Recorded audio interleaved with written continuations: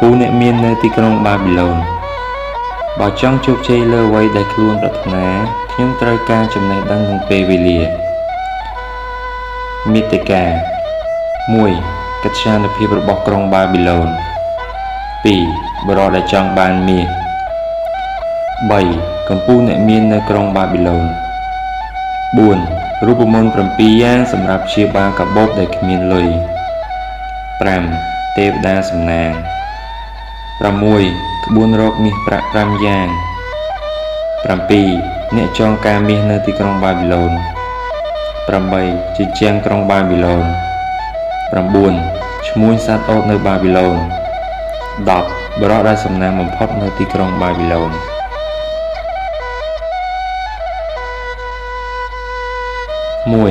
កិត្យានុភាពរបស់ក្រុងបាប៊ីឡូននៅក្នុងប្រវត្តិសាស្ត្រនៃមនុស្សជាតិបាប៊ីឡូនគឺជាទីក្រុងដ៏ថ្កុំថ្កើងបំផុតគ្មានទីក្រុងណាអាចប្រៀបបានឡើយឈ្មោះបាប៊ីឡូនគឺជានិមិត្តរូបនៃរតនសម្បត្តិនិងភាពរុងរឿងរតនសម្បត្តិដូចជាត្បូងមាសប្រាក់កែវកងមានច្រើនរាប់មិនអស់បើគិតដោយផ្លែតគេមុខជាយល់ថាបាប៊ីឡូនប្រកាសជាស្ថិតនៅចំទីតាំងល្អបំផុតណាមួយនៃតំបន់ត្រូពិចដែលសម្បូរទៅដោយព្រៃឈើនិងរ៉ែជាក់ជាមិនខានតែធាតុពិតបាប៊ីឡូនគឺស្ថិតនៅតាមដងទន្លេអ៊ឺហ្វ្រាតដែលជាតំបន់វាលរាបនិងជ្រលងភ្នំគ្មានជីជាតិគ្មានព្រៃឈើគ្មានរ៉ែសូម្បីតែថ្មសម្រាប់ធ្វើសំណង់ក៏គ្មានដែរម្យ៉ាងវិញទៀតបាប៊ីឡូនក៏មិនស្ថិតនៅចំផ្លូវពាណិជ្ជកម្មថែមទៀតផងចំណែកឯភ្លៀងក៏មិនមានគ្រប់គ្រាន់សម្រាប់ដាំដំណាំដែរតាមពិតកិត្យានុភាពរបស់បាប៊ីឡូនគឺកើតចេញពីសមត្ថភាពនិងទេពកោសល្យរបស់មនុស្សសុទ្ធសាធគឺសមត្ថភាពកែច្នៃជោគវាសនារបស់ខ្លួនរហូតទទួលបានជោគជ័យដោយអ្វីដែលចង់បានដោយប្រើគ្រប់មធ្យោបាយដែលមានកម្លាំងមនុស្សបានកសាងក្រុងបាប៊ីឡូនឲ្យក្លាយទៅជាមជ្ឈមណ្ឌលកសិកម្ម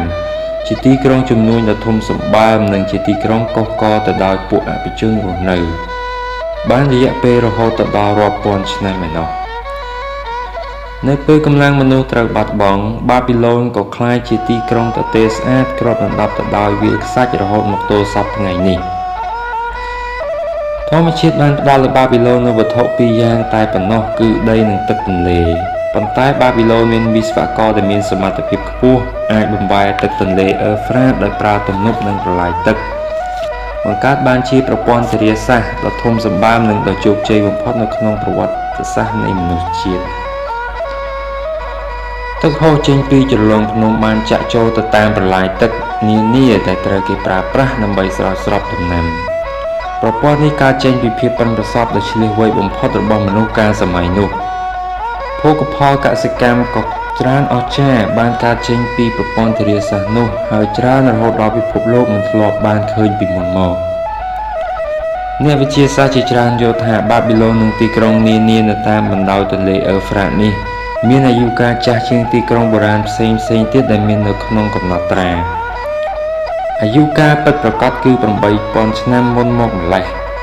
មនុស្សដែលបានចូលមករស់នៅក្នុងក្រុងបាប៊ីឡូនគឺជាជនជាតិស៊ូមើរដែលពួកគេរស់នៅទីក្រុងដែលមានជញ្ជាំងព័ទ្ធជុំវិញពួកគេគឺជាមនុស្សមានការអប់រំខ្ពស់និងមានចំណេះដឹងជ្រៅជ្រះដោយយោងទៅលើប្រវត្តិសាស្ត្រពួកគេគឺជាមនុស្សដំបូងបង្អស់ដែលជាវិស្វករជាតារាវិទូជាគណិតវិទូហើយក៏ជាអ្នកបង្កើតអក្សរសម្រាប់ប្រើប្រាស់មុនគេដែរប្រជាជនបាប៊ីឡូនគឺជាអ្នកជំនាញខាងហិរញ្ញវត្ថុនិងពូកែធ្វើពាណិជ្ជកម្មពួកគេគឺជាអ្នកបង្កើតឲ្យមានប្រាក់មុនគេដើម្បីធ្វើការដោះដូរផលិតផលនិងជាអ្នកបង្កើតកិច្ចសន្យានិងឯកសារសម្គាល់សិទ្ធិលើទ្រព្យសម្បត្តិថែមទៀតផងក្រៅពីប្រព័ន្ធធារាសាស្ត្រវិស្វករបាប៊ីឡូនបានធ្វើគម្រោងធំអស្ចារ្យមួយទៀតគឺបានរៀបចំឲ្យមានប្រព័ន្ធលូបង្ហូរទឹកដើម្បីប្រែក្លាយតំបន់វាលភក់ដ៏ធំសម្បើមមួយនៅមាត់ទន្លេអ៊ឺហ្វ្រាតនិងទ្រីគ្រីសឲ្យទៅជាតំបន់កសិកម្មវិញលក្ខណៈពិសេសមួយទៀតរបស់បាប៊ីឡូនគឺជញ្ជាំងដែលព័ទ្ធជុំវិញទីក្រុងវាគឺជាជញ្ជាំងដ៏មហិមារហូតដល់បុរាណវិទូបានដាក់ចំណាត់ថ្នាក់ជញ្ជាំងនោះថារតនសម្បត្តិមួយក្នុងចំណោមរតនសម្បត្តិទាំង7នៅលើសកលលោកដោយទៅនឹងប្រាសាទពីរ៉ាមីតនៅប្រទេសអេស៊ីបដែរម្ចាស់ស្ត្រីស៊ើម៉ារ៉ាមីត្រូវបានគេចាត់ទុកថាជាអ្នកផ្ដើមគំនិតក្នុងការកសាងជញ្ជាំងទីក្រុងឡើង ប៉ុន្តែគេនៅមិនទាន់រកឃើញស្នាមជញ្ជាំងដែលទ្រង់បានកសាងមុនដំបូងគេបង្អស់នៅឡើយទេដូច្នេះកម្ពស់របស់វាក៏នៅមិនទាន់មាននរណាដឹងឲ្យប្រកាសដែរតែបើតាមអ្នកនិពន្ធមុនដែលសរសេរអំពីប្រវត្តិនៅទីក្រុងនេះបានធ្វើការប៉ាន់ប្រមាណវាថាវាមានកម្ពស់ប្រហែល15ទៅ18ម៉ែត្រនិងធ្វើអំពីដុំឥដ្ឋដែលមានគូទឹកព័ទ្ធជុំវិញជញ្ជាំងដែលសាងសង់ក្រោយៗមកទៀតកាន់តែធំសម្បើមឡើងនិងត្រូវបានចាប់ផ្ដើមកសាងប្រហែលជា600ឆ្នាំមុនគ្រិស្តសករាជដោយស្ដេចព្រះនាមណាបូប៉ូឡាសាដោយសារគម្រោងសាងសង់នោះធំមហិមាពេកព្រះអង្គទ្រង់ចូលទីវង្គតមុនសំណង់ជញ្ជាំងត្រូវបានបញ្ចប់ដូច្នេះគម្រោងបន្តទៅព្រះរាជបុត្ររបស់ព្រះអង្គព្រះនាមនេប៊ូឆានេសា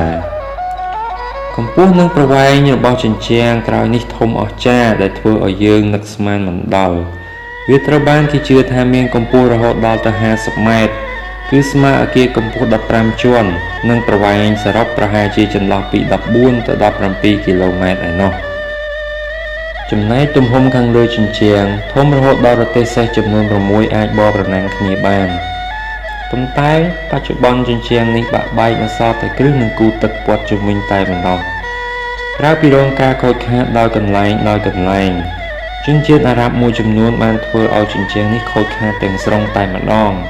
ដោយជីកកកាយយកដុំឥដ្ឋទៅសង់លំនៅឋានផ្ទាល់ខ្លួនរបស់ពួកគេជញ្ជាំងក្រុងបាប៊ីឡូនបានធ្វើឲ្យសត្រូវដែលមកឈ្លានពានបរាជ័យស្ដេចជាច្រើនព្យាយាមដណ្ដើមកាន់កាប់ទីក្រុងនេះប៉ុន្តែមិនបានសម្រេចចំនួនកងទ័ពបញ្ជូនមកក្នុងសង្គ្រាមដើម្បីវាយកាន់កាប់ក្រុងបាប៊ីឡូននៅកាលពីសម័យនោះគឺមិនតិចតួចនោះទេអ្នកប្រវត្តិសាស្ត្របាននិយាយថាវាមានទ័ពសេះរហូតដល់ទៅ 10000 ទ័ពប្រទេសចំនួន 25000 ទ័ពថ្មើរជើងចំនួន 1200 កងហើយក្នុងមួយកងមានទាហានដល់ទៅ 1000 នាក់ជាធម្មតាគេត្រូវការពេល2ទៅ3ឆ្នាំដើម្បីរៀបចំស្បៀងនិងអាវុធដើម្បីត្រៀមធ្វើសង្គ្រាមនេះបានមកទល់ឆ្នាំ540មុនគ្រិស្តសករាជបាប៊ីឡូនមិនទាន់ធ្លាប់ធ្លាក់ក្រោមការគ្រប់គ្រងរបស់សត្រូវណាមួយនៅឡើយហើយសូម្បីតែជញ្ជាំងក្រុងក៏មិនទាន់មាននរណាអាចវាយរំលងបាននៅឡើយដែរការធ្លាក់ចុះនៃទីក្រុងបាប៊ីឡូនមានលក្ខណៈខុសពីធម្មតាសឹងតែមិនគួរឲ្យជឿ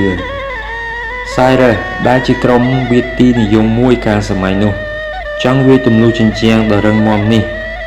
ពេលនោះទីប្រឹក្សារបស់ស្ដេចបាប៊ីឡូនព្រះបាទណាប៊ូនីដាសបានទទួលថ្វាយព្រះអង្គឲ្យចេញទ័ពប្រយុទ្ធតទល់នឹងCyrusតែម្ដងគឺបំណងដើម្បីកុំឲ្យសត្រូវមកដល់ជើងក្រុងទាន់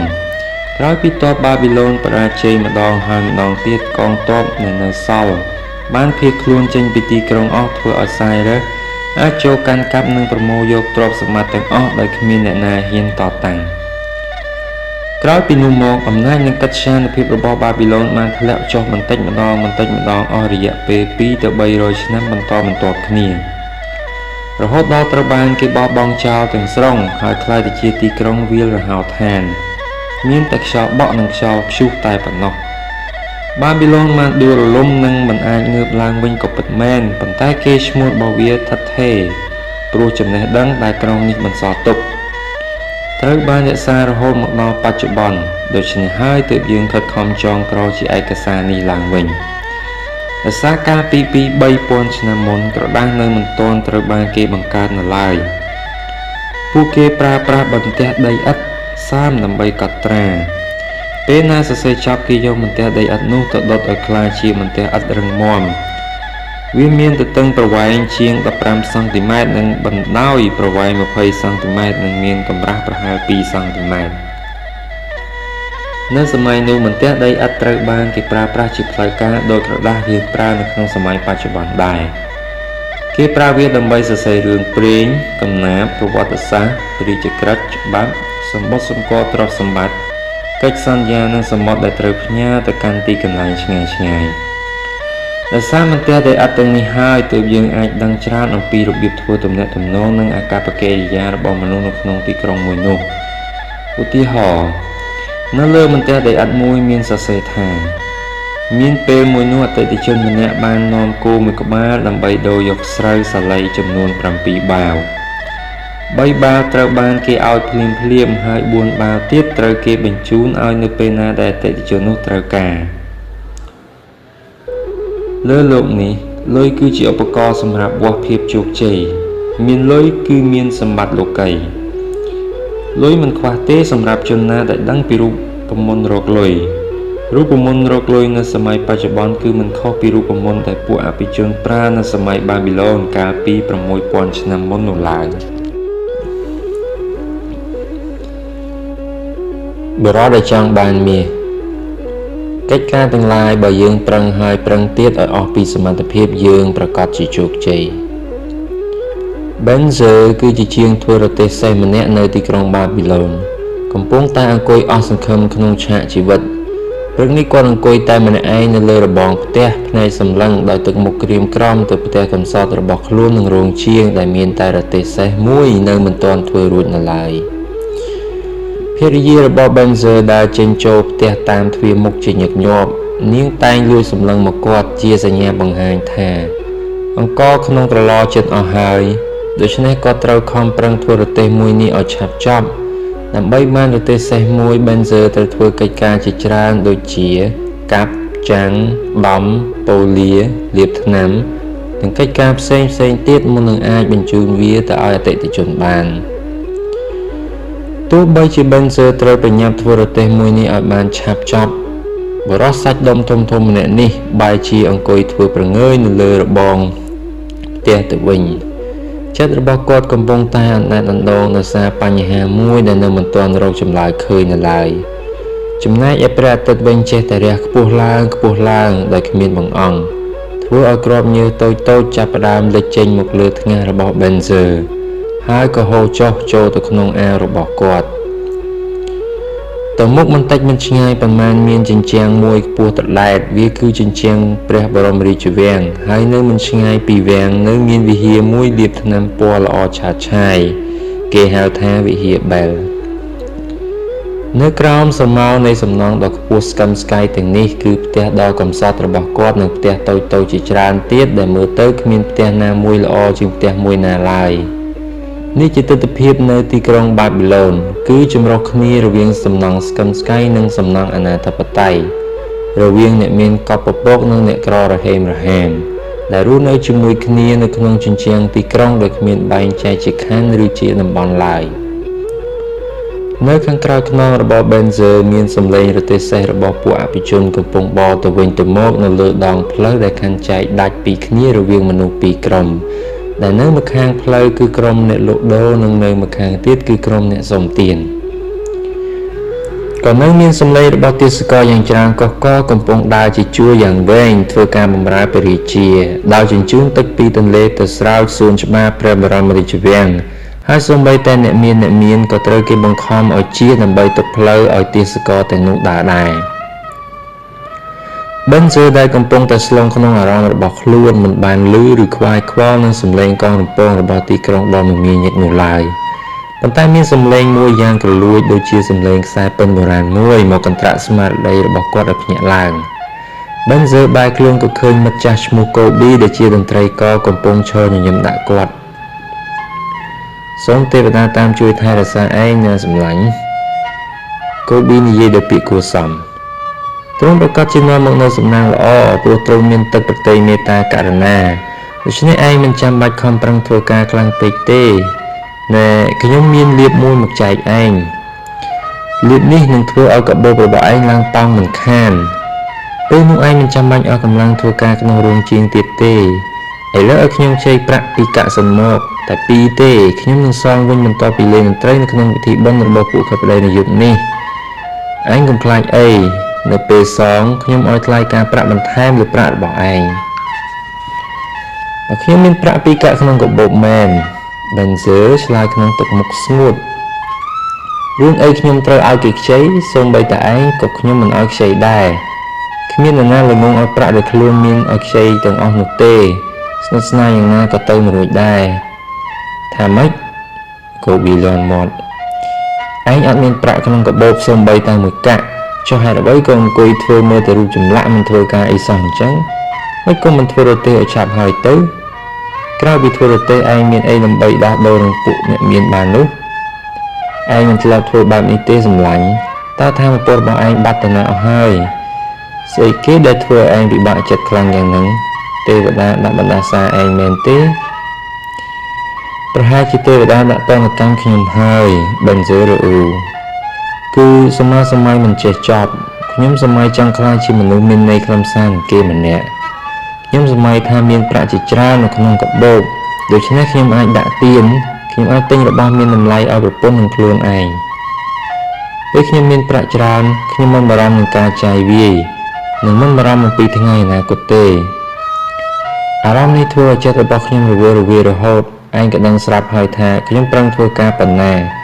ឯប្រពន្ធរបស់ខ្ញុំក៏អញ្ចឹងដែរខំធ្វើការរហូតលែងខ្វល់នឹងមុខមាត់របស់ខ្លួនអស់ទៅហើយជក់ចិត្តមែនកូប៊ីនិយាយប៉ុន្តែអ្វីដែលធ្វើឯងសម័យរហូតដល់ខ្លាចជារូបចម្លាក់អង្គុយឆ្កឹងបែបនេះនោះគឺឲ្យតែភ្ញាក់ឡើងពេលណាខ្ញុំនឹកឃើញមុនគេគឺកាបូបអត់ប្រាក់នឹងឯងវាធ្វើឲ្យអារម្មណ៍ច្បោកច្បល់រពេញខួរក្បាលរបស់ខ្ញុំតោះជជែកគ្នារឿងនេះបន្តិចព្រោះយើងទាំងពីរនាក់មានបញ្ហាដូចគ្នាកាលនៅក្មេងយើងនៅរៀនអក្សរជាមួយគ្នានៅពេលដែលវ័យជំទង់យើងដើរលេងជាមួយគ្នានៅពេលចាស់ឡើងយើងនៅតែជាមិត្តសម្លាញ់នឹងគ្នាដដែលយើងស្រឡាញ់ការងារខ្លួនឯងនិងខំប្រឹងធ្វើការយ៉ាងច្រើនម៉ោងថែមទៀតហើយពេលរកប្រាក់បានក៏ចាយវាយដោយសេរីថែមទៀតច្រើនឆ្នាំមកនេះយើងរកប្រាក់បានច្រើនដែរតែឥឡូវអត់សល់សោះអញ្ចឹងដើម្បីឲ្យសប្បាយចិត្តមានតែអង្គុយស្រមៃនិយាយទៅយើងល្ងងជាងសត្វឈាមទៅទៀតមែនទេយើងរស់នៅក្នុងទីក្រុងដែលស៊ីវិល័យនិងសម្បូរសប្បាយជាងគេនៅលើលោកអ្នកដែលធ្វើដំណើរផ្លូវឆ្ងាយឆ្ងាយតែនិយាយថាគ្មានកន្លែងណាដែលសម្បូរសប្បាយដូចទីក្រុងបាប៊ីឡូននេះទេចំណែកយើងវិញអង្គុយតែសរសើរគេមានទ្រព្យសម្បត្តិច្រើនតែខ្លួនឯងវិញគ្មានអីទេធ្វើការចិត្តពាក់កណ្ដាលជីវិតទៅហើយក៏បោកនៅតែទេស្អាតដដែលហើយឥឡូវឯងមកនិយាយថាអាចឲ្យអញខ្ចីប្រាក់ពីកាក់សិននិងសងវិញបន្ទាប់ពីបុណ្យយប់នេះអត់មានទេនិយាយស្មោះក៏បោកគ្នាក៏ទេដែរហើយអ្វីបានជាអញ្ចឹងហើយអ្វីយើងមិនអាចរកមាសប្រាក់បានច្រើនជាងការចំណាយលើអាហារនិងសម្លៀកបំពាក់បានគិតពីកូនរបស់យើងវិញប៊ែនហ្សឺនិយាយតឯងអត់យល់ថាពួកគេកំពុងតែដើរតាមផ្លូវរបស់យើងទេអីពួកគេគ្រួសារព្រមទាំងចៅចាស់របស់ពួកគេបានរស់នៅក្នុងក្រុងដែលជាឃ្លាំងមាសប្រាក់ទៅហើយតើបែរជាដូចយើងអញ្ចឹងមួយថ្ងៃស៊ីតែបបរនឹងផឹកទឹកដោះពពែជូរប្លែកមែនតាំងពីបានស្គាល់ឯងមកខ្ញុំមិនដែលឮឯងនិយាយបែបនេះសោះឡើយប៊ែនហ្សឺកូប៊ីនិយាយបែបឆ្ងល់ពីមុនខ្ញុំមិនដែលគិតបែបនេះមែនតាំងពីព្រឹករហូតដល់យប់ខ្ញុំខំប្រឹងធ្វើរទេះសេះដែលផ្ចិតផ្ចង់បំផុតសង្ឃឹមថាថ្ងៃណាមួយទេវតាមើលឃើញសេចក្តីល្អនេះនឹងប្រទានពរឲ្យខ្ញុំខ្លាចជាអ្នកមានម្នាក់នឹងគេប៉ុន្តែទេវតាមើលមិនឃើញទេហើយឥឡូវខ្ញុំយល់ថាគ្មានថ្ងៃណាទេវតាជួយខ្ញុំឡើយដូច្នេះទើបខ្ញុំខំខ្វល់ក្នុងចិត្តខ្ញុំតែងតែប្រាថ្នាចង់ខ្លាចជាមនុស្សម្នាក់មានន័យខ្លឹមសារក្នុងជីវិតខ្ញុំចង់មានដីខ្ញុំចង់មានគោខ្ញុំចង់មានសម្លៀកបំពាក់ល្អនិងចង់មានប្រាក់ច្រើននៅក្នុងកាបូបខ្ញុំមិនខ្លាចការងារទេខ្ញុំអាចធ្វើការដោយមិនខ្លាចនឿយហត់ធ្វើការអស់ពីជំនាញដែលខ្ញុំមានធ្វើការអស់ពីកម្លាំងបញ្ញានិងស្មារតីប៉ុន្តែសូមតែម្យ៉ាងសូមឲ្យផលទទួលបានស័ក្តិសមនឹងអ្វីដែលខ្ញុំលះបង់ប៉ុន្តែខ្ញុំឆ្ងល់ណាស់ហើយអ្វីបានជាបញ្ហាទាំងអស់នេះធ្លាក់មកលើយើងឥឡូវខ្ញុំសូមសួរឯងវិញម្ដងរបស់ល្អៗមានច្រើនហូរហៀពីពេញក្រុងចុះហេតុអ្វីបានជាយើងគ្មានហើយមានតែអ្នកមានប្រាក់មានមាសតែប៉ុណ្ណោះដែលអាចទិញរបស់ទាំងនោះបានធ្វើមិនខ្ញុំដឹងទៅកូប៊ីឆ្លើយខ្ញុំក៏មិនគ្រាន់បើជាងឯងប្រហែលដែរ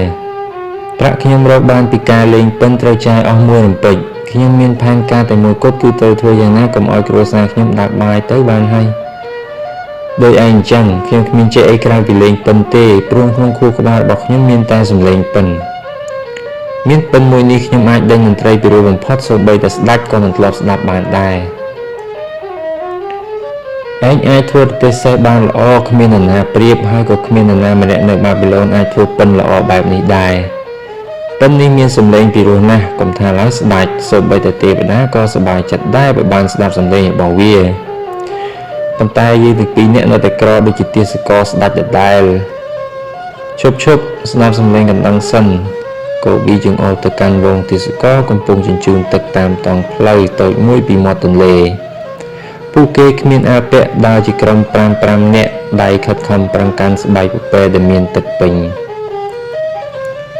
ម្នាក់ដើរនៅខាងមុខគឺជាមេដឹកនាំគេកូប៊ីសម្ដៅទៅអ្នកវាយកណ្ដឹងដែលកំពុងដើរនៅមុខអ្នកយួរទឹកមេដឹកនាំជាអ្នកលេចធ្លោជាងគេនៅក្នុងក្រុមហើយងាយសម្គាល់ណាស់មែនហើយមានទាសករខ្លះជាមនុស្សល្អប៊ិនហ្សឺនិយាយពួកគេមើលទៅដូចជាមិនខុសអីអំពីយើងផងអ្នកមៀតខ្ពស់សក់ពណ៌មាសគឺមានមកពីតំបន់ភាគខាងជើងអ្នកដែលមានសម្បកខ្មៅគឺមកពីភាគខាងត្បូងហើយអ្នកមានមាឌល្អិតសម្បកសណ្ដែកបាយគឺមកពីតំបន់ក្បែរក្រុងពួកគេដើរជាជួរជញ្ជូនទឹកពីទន្លេទៅស្រោចសួនព្រះបរមរាជវាំងរាល់ថ្ងៃនិងរាល់ឆ្នាំមើលទៅពួកគេក៏មិនសប្បាយចិត្តដែរដេកលើចំបើងនិងស៊ីបបរជាអាហារគួរឲ្យអាណិតណាស់ដោយសត្វដេរិឆានចឹងមែនទេកូប៊ីខ្ញុំក៏អាណិតពួកគេដែរប៉ុន្តែខ្ញុំយល់ថាការពិតទៅយើងក៏មិនក្រំបើជាងពួកគេប្រមាណដែរទោះយើងមិនមែនជាទាសករក៏ដោយត្រូវហើយកូប៊ីយើងមិនអាចទ្រាំរស់នៅពីមួយឆ្នាំទៅមួយឆ្នាំដូចជាទាសករបែបនេះតទៅទៀតទេធ្វើការតែគ្មានសល់អ្វីសោះចឹងយើងគួរតែរកមើលនរណាគេអាចរកមាសបានច្រើនបន្ទាប់មកយើងរៀនតាមគាត់ដែរទៅយ៉ាងម៉េចកូប៊ីបញ្ចេញយោបល់មែនហើយប្រហែលមានអាកំបាំងណាមួយដែលយើងត្រូវរៀនដើម្បីអាចក្លាយជាអ្នកមានម្នាក់បានខ្ញុំយល់ថាយើងត្រូវរៀនពីមនុស្សដែលបានដឹងពីអាកំបាំងនេះប៊ិនហ្សឺនិយាយបែបជឿជាក់ថ្ងៃមុនកូប៊ីនិយាយតខ្ញុំបានឃើញមិត្តចាស់ម្នាក់ឈ្មោះអាខេតគាត់កំពុងជិះលើរទេះមាសរបស់គាត់ខ្ញុំគិតថាប្រហែលជាគាត់ធ្វើមិនឃើញខ្ញុំទេតែផ្ទុយមកវិញគាត់បានលើកដៃក្រវីបង្ហាញការគោរពនិងសេចក្តីរាប់អានទៅរូបខ្ញុំកូប៊ីគេហៅគាត់ថាជាកំពូលអ្នកមាននៅទីក្រុងបាប៊ីឡូននេះប៊ិនហ្សឺនិយាយបែបសញ្ជឹងគិតមានខ្លាំងណាស់សូម្បីតែព្រះរាជាក៏ត្រូវការឲ្យគាត់ជួយឧបត្ថម្ភដើម្បីចំណាយលើកិច្ចការព្រះបរមរាជវាំងដែរកូប៊ីនិយាយមានដល់ម្លឹងផងប៊ិនហ្សឺនិយាយកាត់ប្រសិនបើជាខ្ញុំជួបគាត់នៅកណ្ដាលយប់ស្ងាត់ខ្ញុំខ្លាចតែមិនអាចទប់ចិត្តខ្លួនឯងកុំឲ្យកញ្ឆក់យកកាបូបដ៏ធាត់ទលុកទលន់របស់គាត់បានទេមើលទៅងងមែនកូប៊ីបន្ទោសទ្រព្យសម្បត្តិអ្នកមានមិនមែនទុកនៅក្នុងកាបូបដែលគាត់យួរតាមខ្លួននោះទេកាបូបធាត់យ៉ាងណាក៏ដោយក៏គង់អស់ប្រាក់លលីងដែរប្រសិនបើគ្មានប្រាក់ហូរចូលជាប្រចាំទេនោះអាខេតមានចំណូលហូរចូលជាប្រចាំធ្វើឲ្យកាបូបរបស់គាត់ធាត់ទៅទោះបីជាគាត់ចាយយ៉ាងណាក៏មិនអស់នោះដែរចំណូលនឹងហើយប៊ិនហ្សឺញាក់ផ្អើល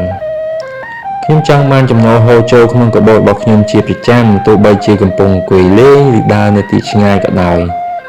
អាខេតច្បាស់ជាដឹងពីអាកំបាំងដែលធ្វើឲ្យមនុស្សម្នាក់អាចមានចំណូលបែបហ្នឹងមិនខានគាត់ប្រកាសជាអាចធ្វើឲ្យមនុស្សដែលខួរក្បាលដើរយឺតដូចជាខ្ញុំភ្លឺស្វាងឡើងវិញអាខេតបានបង្រៀនចំណេះដឹងនេះទៅកូនរបស់គាត់ឈ្មោះណូម៉ាហ្សឺកូប៊ីឆ្លើយតប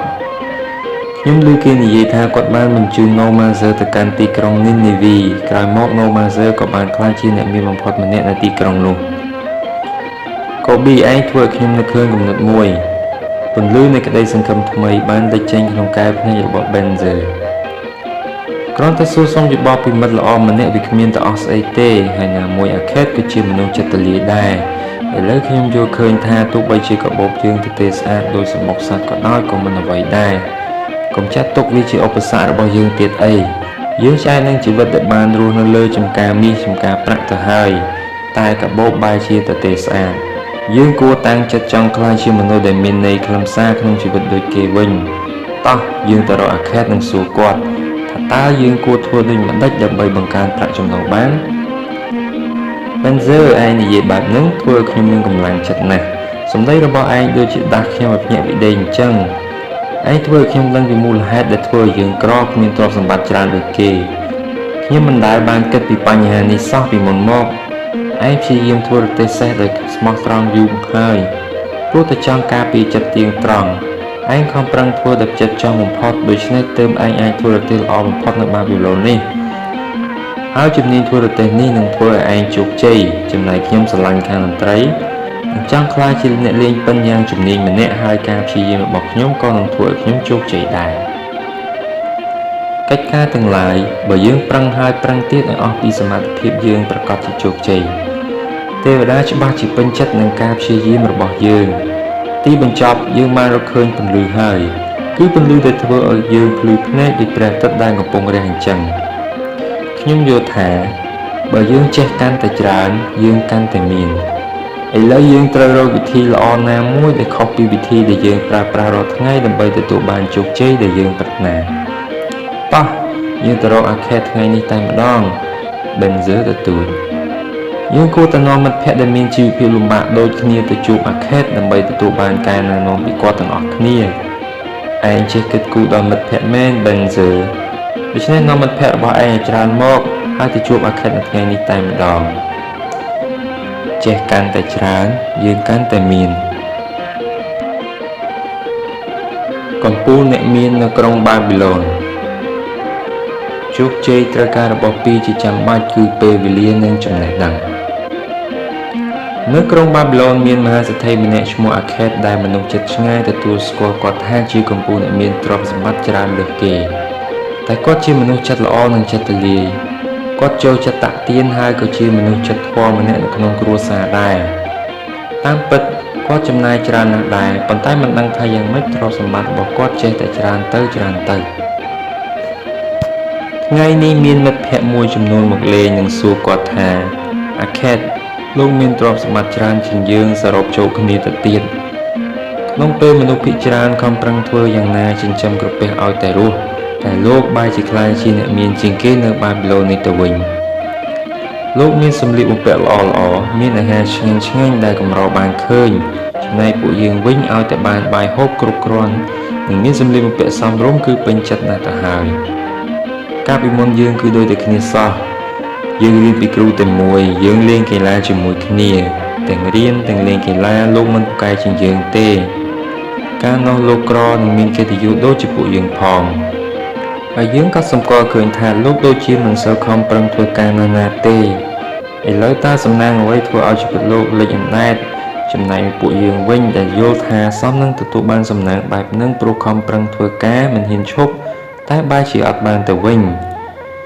ពេលនោះអាខេតនិយាយអ្នកទាំងអស់គ្នារកបានតែមួយក្រពះពីព្រោះច្រើនឆ្នាំមកនេះអ្នកទាំងអស់គ្នាមិនព្រមរៀនពីក្បួនរកលុយឬក៏ប្រហែលជាចេះក្បួននឹងដែរតែមិនព្រមអនុវត្តតាមវាសំណាងគឺដូចជារបស់អាក្រក់មួយអញ្ចឹងវាមិនដែលនាំសេចក្តីសុខដល់នរណាម្នាក់បានមួយជីវិតនោះទេផ្ទុយទៅវិញ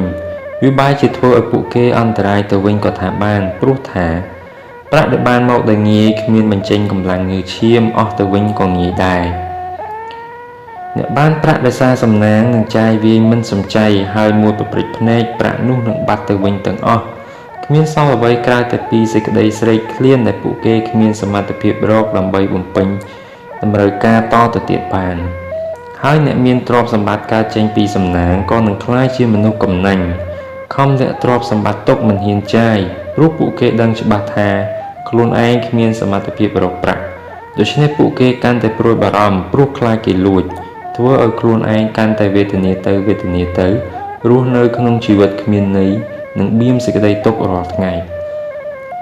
មែនហើយប្រហែលជាមនុស្សមួយចំនួនបានយកប្រាក់ដែលខ្លួនទទួលមកដោយសំណាងទៅរកស៊ី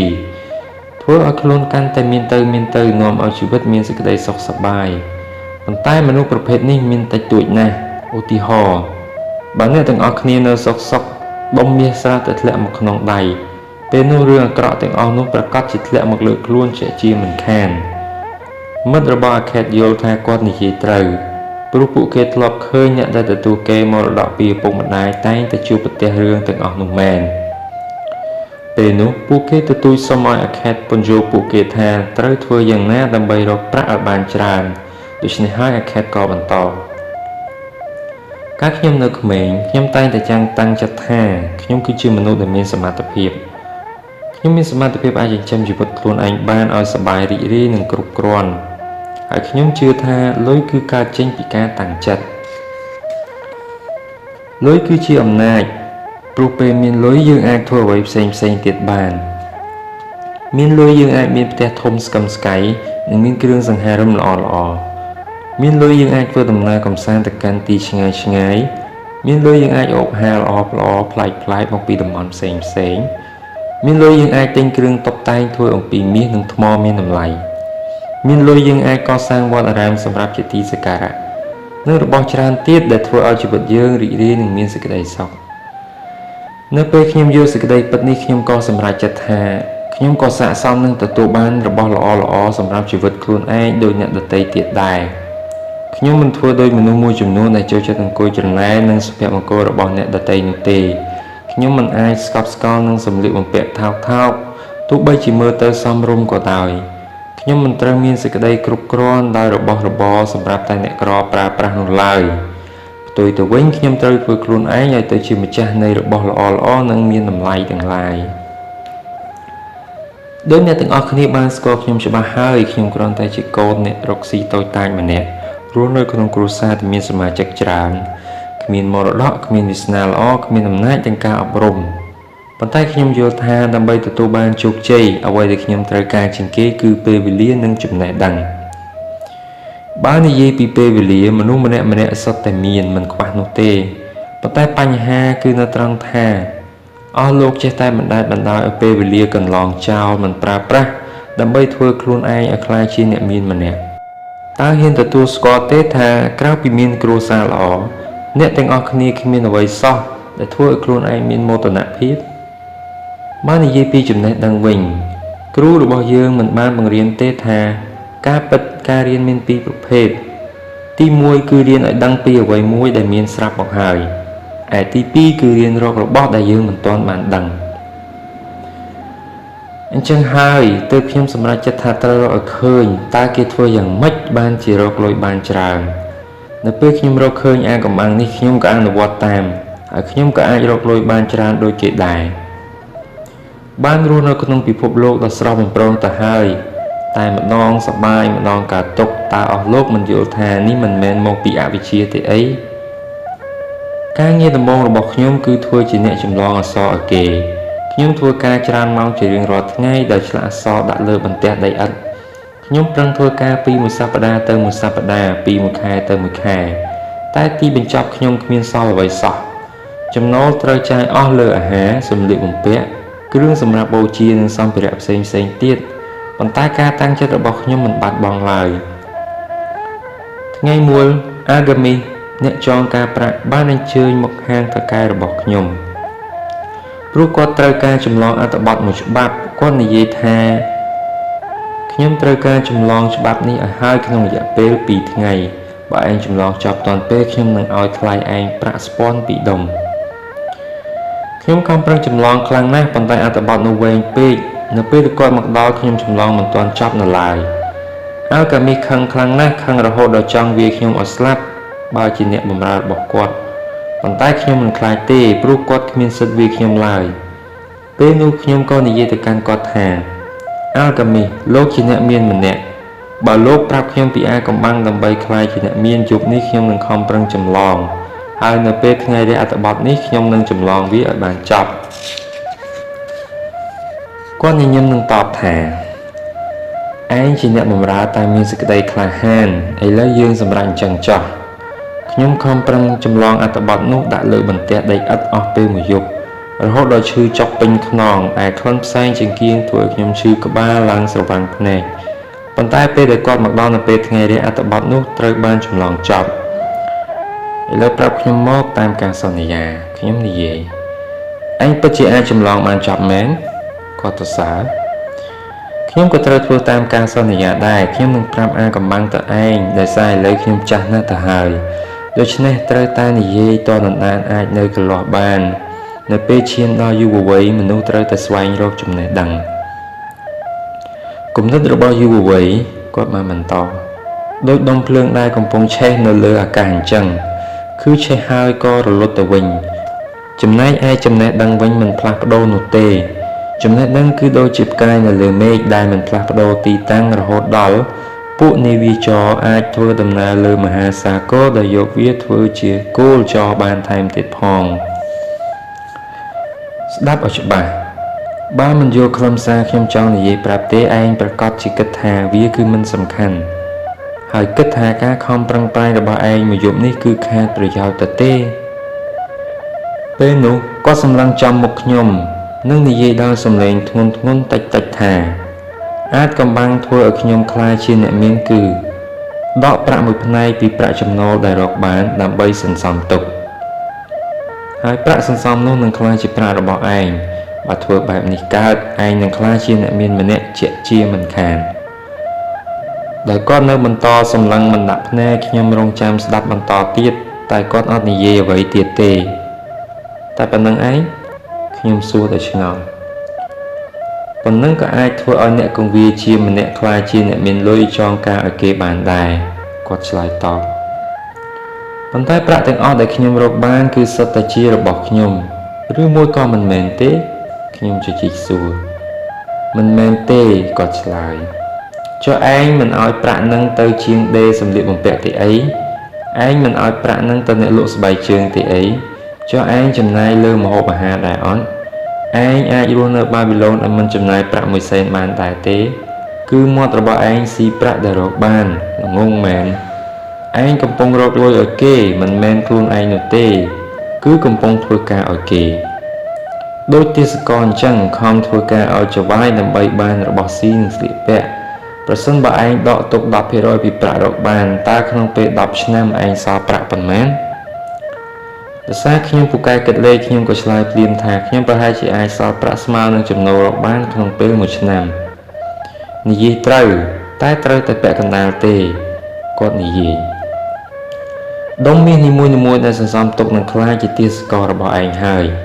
ប្រាក់ស្ពាន់មួយដុំអាចជួយរកប្រាក់ស្ពាន់មួយដុំទៀតមានន័យថាវាអាចបង្កើតកូនឲ្យឯង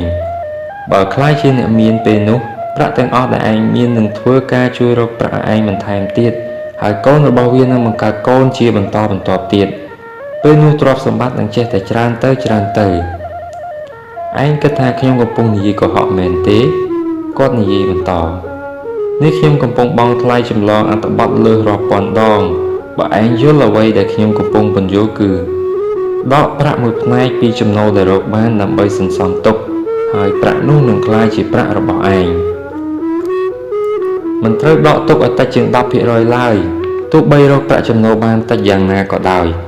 ហើយប្រាក់សន្សំ 10% ប៉ុណ្ណឹងឯងប្រកាសជាអាចដកទុកបានចំណាយលើរបស់ប្រើប្រាស់ប្រចាំថ្ងៃជាមុនសិនមិនត្រូវទិញសម្លៀកបំពាក់និងស្បែកជើងច្រើនពេករហូតដល់អស់ប្រាក់សម្រាប់ទិញរបស់ផ្សេងទៀតឡើយត្រូវចាយយ៉ាងម៉េចឲ្យសល់ប្រាក់គ្រប់គ្រាន់សម្រាប់ទិញម្ហូបអាហារប្រាក់សម្រាប់ចូលរួមសកម្មភាពមនុស្សធម៌និងប្រាក់សម្រាប់ធ្វើបុណ្យធ្វើទានទ្រព្យសម្បត្តិដូចជាដើមឈើអញ្ចឹងគឺដុះចេញពីគ្រាប់ពូជតូចមួយប្រាក់ស្ពាន់មួយដុំដែលឯងសន្សំទុកគឺជាគ្រាប់ពូជមួយដែលនឹងដុះទៅជាឈើមីឈើប្រាក់បើប្រញាប់ប្រញាល់ចាប់ផ្ដើមដាំគ្រាប់ពូជនេះឯងនឹងឆាប់បានផលហើយក៏ត្រូវចេះថែទាំស្រោចទឹកជាប្រចាំមានន័យថាត្រូវតែខំសន្សំឲ្យជាប់កុំឲ្យដាច់ឲ្យសោះមិនយូរទេឯងនឹងបានអង្គុយក្រោមម្លប់ឈើមីឈើប្រាក់មិនខាននិយាយចប់គាត់ក៏ទាញយកអត្ថបទចម្លងហើយដើរចេញទៅខ្ញុំយកពាក្យសម្ដីរបស់គាត់មកគិតនិងមើលទៅដូចសមហេតុផលមួយយ៉ាងដែរដូច្នេះខ្ញុំក៏សម្រេចចិត្តសាកល្បងពេលខ្ញុំទទួលបានប្រាក់ចំណូលម្ដងខ្ញុំដកទុកប្រាក់ស្ពាន់មួយដុំឬចម្លើយបំផុតនោះគឺនៅត្រង់ថាទោះបីខ្ញុំបានដកប្រាក់ខ្លះទុកក៏នៅតែអាចចាយគ្រប់គ្រាន់ដូចពីមុនដដែលគ្មានខ្វះខាតអ្វីទេខ្ញុំចេះតែបន្តធ្វើបែបនេះម្ដងហើយម្ដងទៀតរហូតដល់ក្លាយជាទម្លាប់ហើយពេលណាខ្ញុំមិនបានដកទុកទេនោះខ្ញុំមានអារម្មណ៍មិនស្ងប់ចិត្តឡើយនៅពេលខ្ញុំមានប្រាក់កាន់តែច្រើនខ្ញុំចេះតែមានចិត្តចង់ទិញរបស់ល្អៗដែលអ្នកជំនួសខ្ញុំចូលមកពី Finesa ប៉ុន្តែខ្ញុំឆ្លាតតែអាចហាមឃាត់ចិត្តរបស់ខ្លួនឯងបាន12ខែក្រោយមកអាកាមីបានត្រឡប់មកនិយាយជាមួយខ្ញុំម្ដងទៀតយ៉ាងម៉េចហើយមួយឆ្នាំមកនេះឯងចាយវាគ្រប់គ្រាន់អត់បន្ទាប់ពីដកប្រាក់ 10% ទុកខ្ញុំឆ្លើយដោយមោទនភាពថាបាទលោកគ្រូគាត់ញញឹមល្អហើយអញ្ចឹងចុះឯងយកប្រាក់សន្សំទៅធ្វើអ្វី ខ្ញុំឲ្យវាទៅអាហ្សមើជាជាងធ្វើឥដ្ឋគាត់ប្រាប់ខ្ញុំថាគាត់នឹងធ្វើដំណើរតាមសមុទ្រទៅទីក្រុងថៃហើយគាត់នឹងទិញគ្រឿងអលង្ការប្លែកៗរបស់ជនជាតិហ្វីនេស៊ីឲ្យខ្ញុំពេលគាត់មកវិញយើងនឹងលក់វាក្នុងតម្លៃខ្ពស់បន្ទាប់មកយើងចែកប្រាក់គ្នាមនុស្សល្ងងត្រូវតែបង្រៀនឲ្យបានច្រើនគាត់និយាយដោយក្រវីក្បាលឯងយល់ថាជាងធ្វើឥដ្ឋមានចំណេះដឹងខាងគ្រឿងអលង្ការដែរទេបើឯងចង់ដឹងអំពីតារាសាស្ត្រហើយទៅសួរជាងធ្វើឥដ្ឋតើគាត់ដឹងដែរអត់ទេទៅសួរតារាវិទូមិនត្រូវឥឡូវប្រាក់សន្សំទាំងប្រមាណត្រូវបាត់បង់អស់ហើយព្រោះឯងបានដកដើមឈើប្រាក់មកទាំងរឹសប៉ុន្តែអាចចាប់ផ្ដើមដាំម្ដងទៀតបានព្យាយាមម្ដងទៀតហើយថ្ងៃក្រោយបើឯងចង់ដឹងអំពីគ្រឿងអលង្ការត្រូវទៅសួរឈ្មួញខាងគ្រឿងអលង្ការបើចង់ដឹងអំពីសត្វជាមត្រូវទៅសួរអ្នកគង្វាលជាមចំណេះដឹងគឺនៅគ្រប់ទីកន្លែងមិនខ្វះទេហើយគ្មាននរណាកំណាញ់មិនចង់ប្រាប់ឯងនោះឡើយប៉ុន្តែត្រូវជ្រើសរើសយកចំណេះដឹងមួយណាចាំបាច់អ្នកចង់ដឹងពីរបៀបសន្សំប្រាក់តែបែរទៅជាសួរមនុស្សដែលគ្មានជំនាញខាងលុយកាក់ប្រកាសជាបរាជ័យនិយាយរួចគាត់ក៏ដើរចេញទៅដោយគាត់បាននិយាយមែនជនជាតិហ្វេនីស៊ីដែលមានគំនិតបោកប្រាស់បានលុកទៅឲ្យអានសមើនៅដុំកែវថ្លាដែលមើលទៅដូចជាដុំត្បូងប៉ុន្តែដោយការណែនាំរបស់អាកូមីអញ្ចឹងខ្ញុំចាប់ផ្ដើមសន្សំម្ដងទៀតព្រោះរឿងសន្សំប្រាក់បានក្លាយជាទម្លាប់ទៅហើយដូច្នេះវាមិនពិបាកទៀតទេសម្រាប់ខ្ញុំ12ខែក្រោយមកអាកាមីដើរចូលមកក្នុងបន្ទប់អ្នកចម្លងអក្សរនិងជួបខ្ញុំម្ដងទៀតតាំងពីយើងបែកគ្នាឯងរីចម្រើនបានប៉ុន្មានហើយខ្ញុំចាយគ្រប់គ្រាន់លើការចំណាយប្រចាំថ្ងៃខ្ញុំឆ្លើយតបហើយខ្ញុំបានឲ្យប្រាក់សន្សំរបស់ខ្ញុំទៅអេកើដែលជាជាងធ្វើខែលគាត់យកប្រាក់នោះទៅទិញតុងដែងហើយឲ្យការប្រាក់របស់ខ្ញុំក្នុងពេល4ខែម្ដងល្អចុះធ្វើអ្វីទៀតជាមួយការប្រាក់ដែលឯងទទួលបានខ្ញុំយកវាទៅទិញទឹកឃ្មុំស្រានិងនំប្រៃព្រោះខ្ញុំចូលចិត្តវា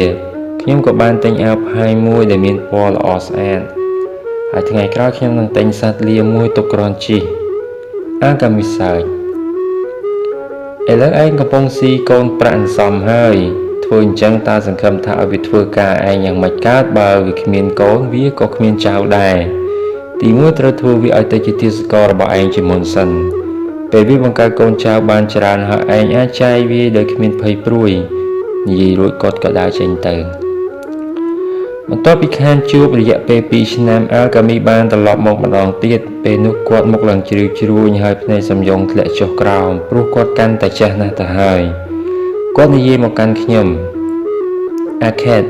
តើឯងទទួលបានទ្រព្យសម្បត្តិដែលឯងប្រាថ្នាចង់បានហើយឬនៅខ្ញុំឆ្លើយមិនទាន់ទេប៉ុន្តែខ្ញុំបានប្រើប្រាក់ឲ្យធ្វើការឲ្យខ្ញុំហើយវាបង្កើតប្រាក់ជាបន្តបន្ទាប់ចុះឯងសួរយោបល់ពីជាងធ្វើឥដ្ឋទៀតទេបើចង់សួរពីរឿងធ្វើឥដ្ឋខ្ញុំនឹងទៅសួរគាត់ខ្ញុំនិយាយបែបកំ pl ែងអាខេតគាត់និយាយបន្តឯងរៀនមេរៀននេះបានល្អណាស់មុនដំបូងឯងរៀនដកប្រាក់ខ្លះពីប្រាក់ចំណូលដើម្បីសន្សំទុកបន្ទាប់មកឯងរៀនស្វែងរកយោបល់ពីមនុស្សណាដែលមានចំណេះដឹងនិងបទពិសោធន៍ហើយចុងក្រោយឯងបានរៀនប្រើប្រាក់ដើម្បីធ្វើការឲ្យឯងបង្ហាត់ខ្លួនឯងពីរបៀបរកលុយពីរបៀបសន្សំលុយនិងពីរបៀបប្រើលុយដើម្បីបង្កើតលុយដូច្នេះឥឡូវឯងមានជំនាញគ្រប់គ្រាន់លើបញ្ហាលុយកាក់ហើយខ្ញុំចាស់ណាស់ហើយឯកូនខ្ញុំវិញគិតតែពីស៊ីចាយគ្មានគំនិតខាងរកប្រាក់សោះទ្រព្យសម្បត្តិរបស់ខ្ញុំមានច្រើនខ្លាចក្រែងតែមិនអាចមើលថែវាបានប្រសិនបើឯងយល់ព្រមនៅទីក្រុងនីភើដើម្បីមើលថែទ្រព្យសម្បត្តិរបស់ខ្ញុំនៅទីនោះខ្ញុំនឹងយកឯងធ្វើជាដៃគូហើយឯងនឹងទទួលមរតករបស់ខ្ញុំមួយចំណែកខ្ញុំក៏សម្រេចចិត្តទៅទីក្រុងនីភើដើម្បីមើលការទទួលខុសត្រូវទ្រព្យសម្បត្តិរបស់អាកាមីជាច្រើននៅទីនោះដោយសារតែជាមនុស្សមានមហិច្ឆតាខ្ពស់ព្រមទាំងស្ទាត់ជំនាញខាងក្បួនច្បាប់ទាំង3ប្រការដើម្បីចាត់ចែងទ្រព្យសម្បត្តិឲ្យបានជោគជ័យផងខ្ញុំបានធ្វើឲ្យទ្រព្យសម្បត្តិគាត់កាន់តែកើនឡើងថែមទៀត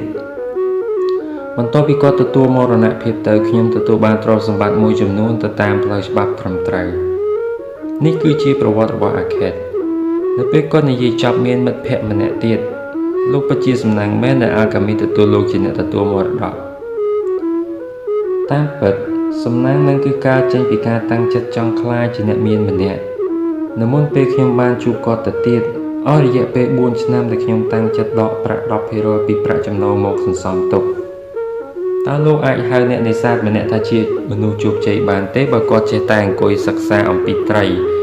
រាប់ឆ្នាំប៉ុន្តែមិនដែលបង់សូម្បីតែមួយសំណាញ់ដើម្បីចាប់ត្រីសោះ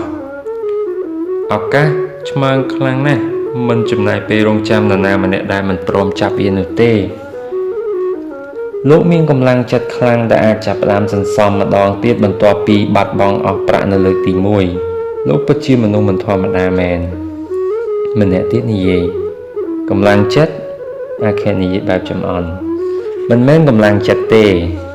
លោកគិតថាកម្លាំងចិត្តធ្វើឲ្យមនុស្សម្នាក់លើកបាវទំនិញដែលសត្វអូតដឹកមិនរួចមែនទេ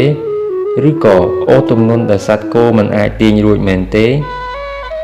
តាមពិតកម្លាំងចិត្តគឺកើតចេញពីការតាំងចិត្តដ៏មោះមុតដើម្បីធ្វើកិច្ចការមួយដែលខ្លួនបានកំណត់ថាត្រូវធ្វើឲ្យបានសម្រេច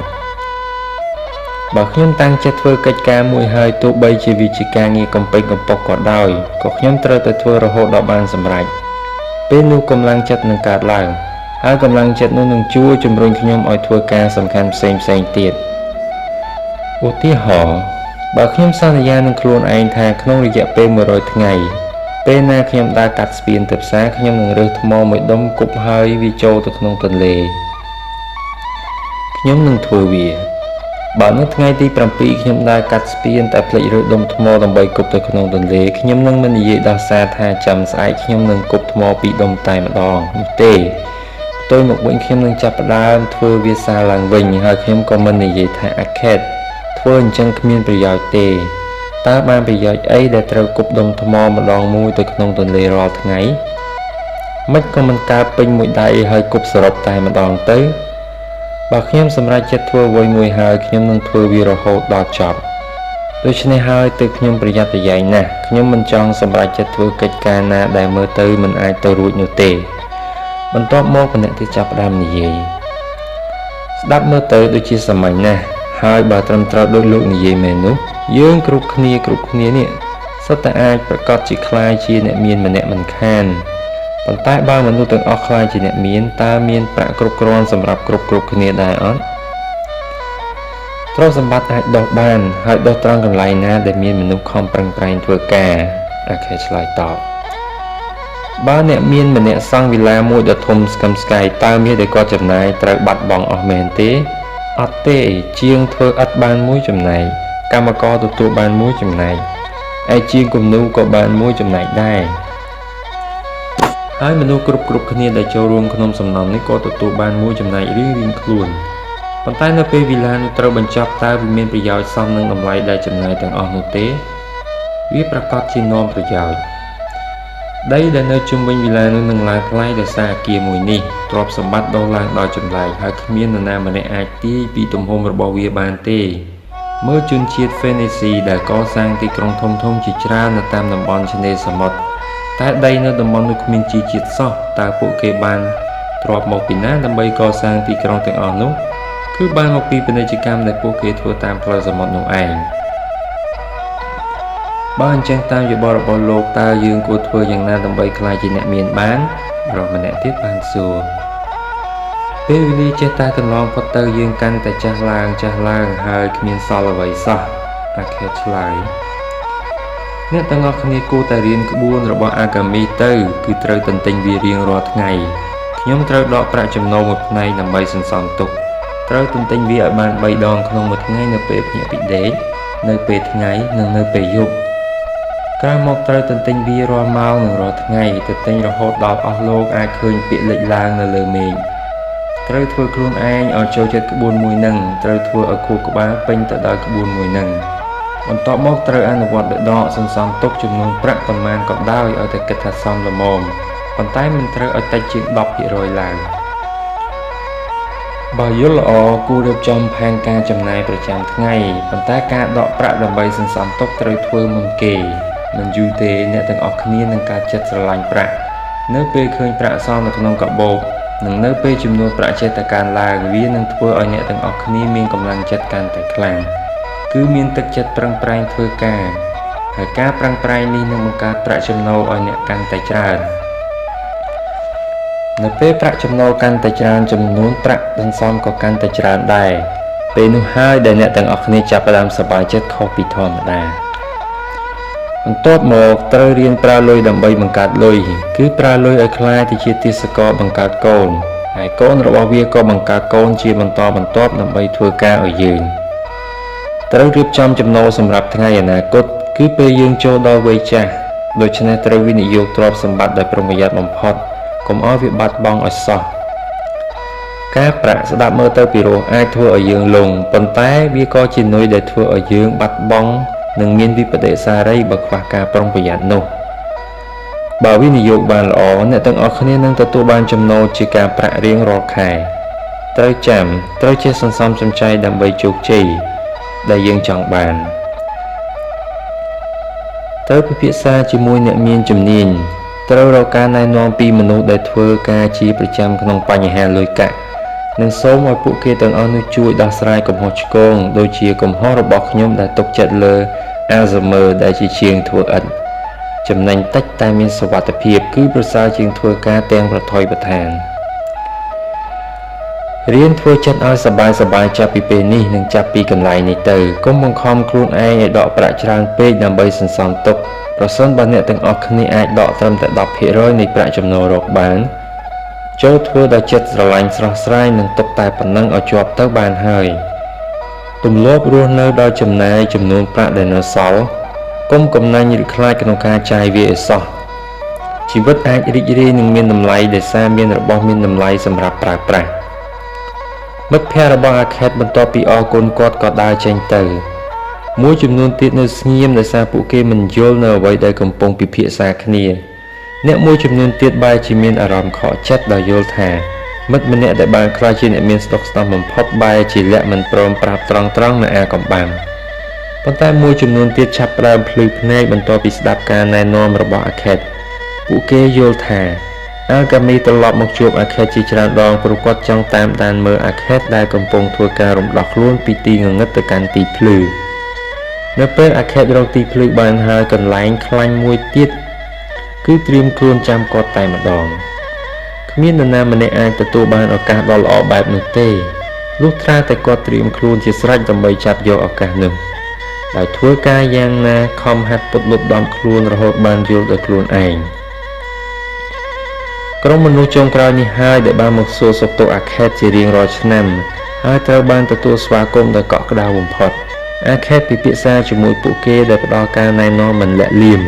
ដោយបណ្ឌិតម្នាក់ដែលពេញទៅដោយចំណេះដឹងតែរីករាយនឹងការចែករំលែកគាត់ជួយពួកគេដើម្បីវិនិយោគដែលពួកគេសន្សំបានដោយការប្រាក់សមរម្យមានសុវត្ថិភាពមិនខ្លាចខាតបង់និងគ្មានភាពស្មុគស្មាញជីវិតរបស់ពួកគេចាប់ផ្ដើមផ្លាស់ប្ដូរនៅថ្ងៃពួកគេបានយល់និងអនុវត្តតាមក្បួនរបស់អាកាមីរូបមន្ត7យ៉ាងសម្រាប់ព្យាបាលកាបូបដែលគ្មានលុយបណ្ដោះសេចក្តីប្រាថ្នាចង់បានទ្រព្យសម្បត្តិនៅក្នុងខ្លួនជាមុនសិនឯសមត្ថភាពរកប្រាក់នឹងកើតមកតាមក្រោយកិត្តិនាមរបស់បាប៊ីឡូនស្ថិតថេររហូតមកដល់សព្វថ្ងៃហើយគេឈ្មោះដែលគេទទួលស្គាល់ថាជាទីក្រុងសម្បូររុងរឿងបំផុតនៅក្នុងប្រវត្តិសាស្ត្រនៃមនុស្សជាតិគឺបានមកពីរតនសម្បត្តិដ៏ច្រើនមហាសាលរបស់វាប៉ុន្តែរតនសម្បត្តិទាំងនេះមិនដែលកើតមកពីសម្បត្តិធម្មជាតិនោះទេតាមពិតគឺកើតចេញពីចំណេះដឹងរបស់ប្រជាជនទីក្រុងមួយនេះជាពិសេសគឺចំណេះដឹងខាងរបៀបធ្វើយ៉ាងណាដើម្បីក្លាយជាអ្នកមាននេះឯងនៅពេលស្ដេចសាហ្គនយាងចូលទីក្រុងបាប៊ីឡូនវិញបន្ទាប់ពីច្បាំងឈ្នះសត្រូវព្រះអង្គត្រូវប្រឈមមុខនឹងបញ្ហាធ្ងន់ធ្ងរមួយទៀតគឺដោយមន្ត្រីវាំងបានរាយការណ៍ខាងក្រោមក្នុងរយៈពេលជាច្រើនឆ្នាំមកនេះប្រជាពលរដ្ឋរបស់យើងរស់នៅក្នុងភាពសប្បាយសប្បាយដោយសារព្រះអង្គសាងសង់ប្រឡាយទឹកធំជាច្រើននិងព្រះវិហារដ៏ធំស្កឹមស្កៃប៉ុន្តែពេលនេះសំណង់ទាំងអស់នោះត្រូវបានបញ្ចប់ឯប្រជាពលរដ្ឋបែរជាមិនអាចចិញ្ចឹមជីវិតខ្លួនឯងបានតទៅទៀតកម្មករគ្មានការងារធ្វើអ្នកជំនួញគ្មានអតិថិជនកសិករមិនអាចលក់ផលិតផលប្រជាជនគ្មានប្រាក់គ្រប់គ្រាន់ដើម្បីទិញអាហារចុះមានដែលយើងចំណាយលើសំណង់ទាំងអស់នោះបាត់ទៅណាអស់ស្ដេចចោទសួរខ្ញុំប្រកាសណាគិតថាមានទាំងអស់នោះ ហូរចូលទៅក្នុងឃ្លាំងរបស់សេដ្ឋីមួយចំនួនតូចនៅក្នុងទីក្រុងរបស់យើងនេះវាហូរចេញពីដៃកម្មករយ៉ាងលឿនដោយទឹកដោះពពែហូរចូលទៅក្នុងធុង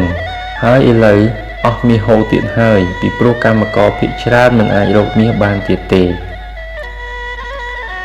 ព្រះរាជាទ្រង់គិតមួយសន្ទុះបន្តមកទ្រង់មានព្រះបន្ទូលហេតុអ្វីបានជាមនុស្ស2-3នាក់សោះអាចប្រមូលយកមាសទាំងអស់បានពីព្រោះពួកគេដឹងពីរបៀបប្រមូលមាសមន្ត្រីឆ្លើយតបបើមនុស្សម្នាក់ដឹងពីអាកំបាំងដើម្បីជោគជ័យទៅហើយគ្មាននរណាអាចបញ្ឈប់គាត់មិនឲ្យជោគជ័យបាននោះទេហើយក៏គ្មាននរណាអាចរឹបអូសទ្រព្យសម្បត្តិរបស់គាត់ដើម្បីចែកដល់ជនទាំងឡាយដែលខ្វះសមត្ថភាពរកប្រាក់បានដែរព្រោះវាជាទ្រព្យសម្បត្តិដែលគាត់រកមកបានដោយយុត្តិធម៌ប៉ុន្តែហេតុអីក៏ពួកគេមិនរៀនពីរបៀបរកមាសហើយខ្លាចជាអ្នកមានសុខដុមទាំងអស់គ្នាតែម្ដងទៅអាចធ្វើទៅរួចព្រះអង្គប៉ុន្តែតាមនរណាអាចបង្ហាត់ពួកគេអាចារ្យពិតជាមិនអាចបង្ហាត់ពួកគេបានទេព្រោះពួកគាត់មិនដឹងពីបញ្ហាលុយកាក់លោកមន្ត្រីនៅទីក្រុងបាប៊ីឡូនរបស់យើងតើនរណាមានជាងគេបំផុតព្រះរាជាសួរព្រះអង្គប្រកាសជាឆ្លើយសំណួរនេះដោយខ្លួនទ្រង់ផ្ទាល់ថាតើនរណាមានទ្រព្យសម្បត្តិច្រើនជាងគេនៅបាប៊ីឡូននេះ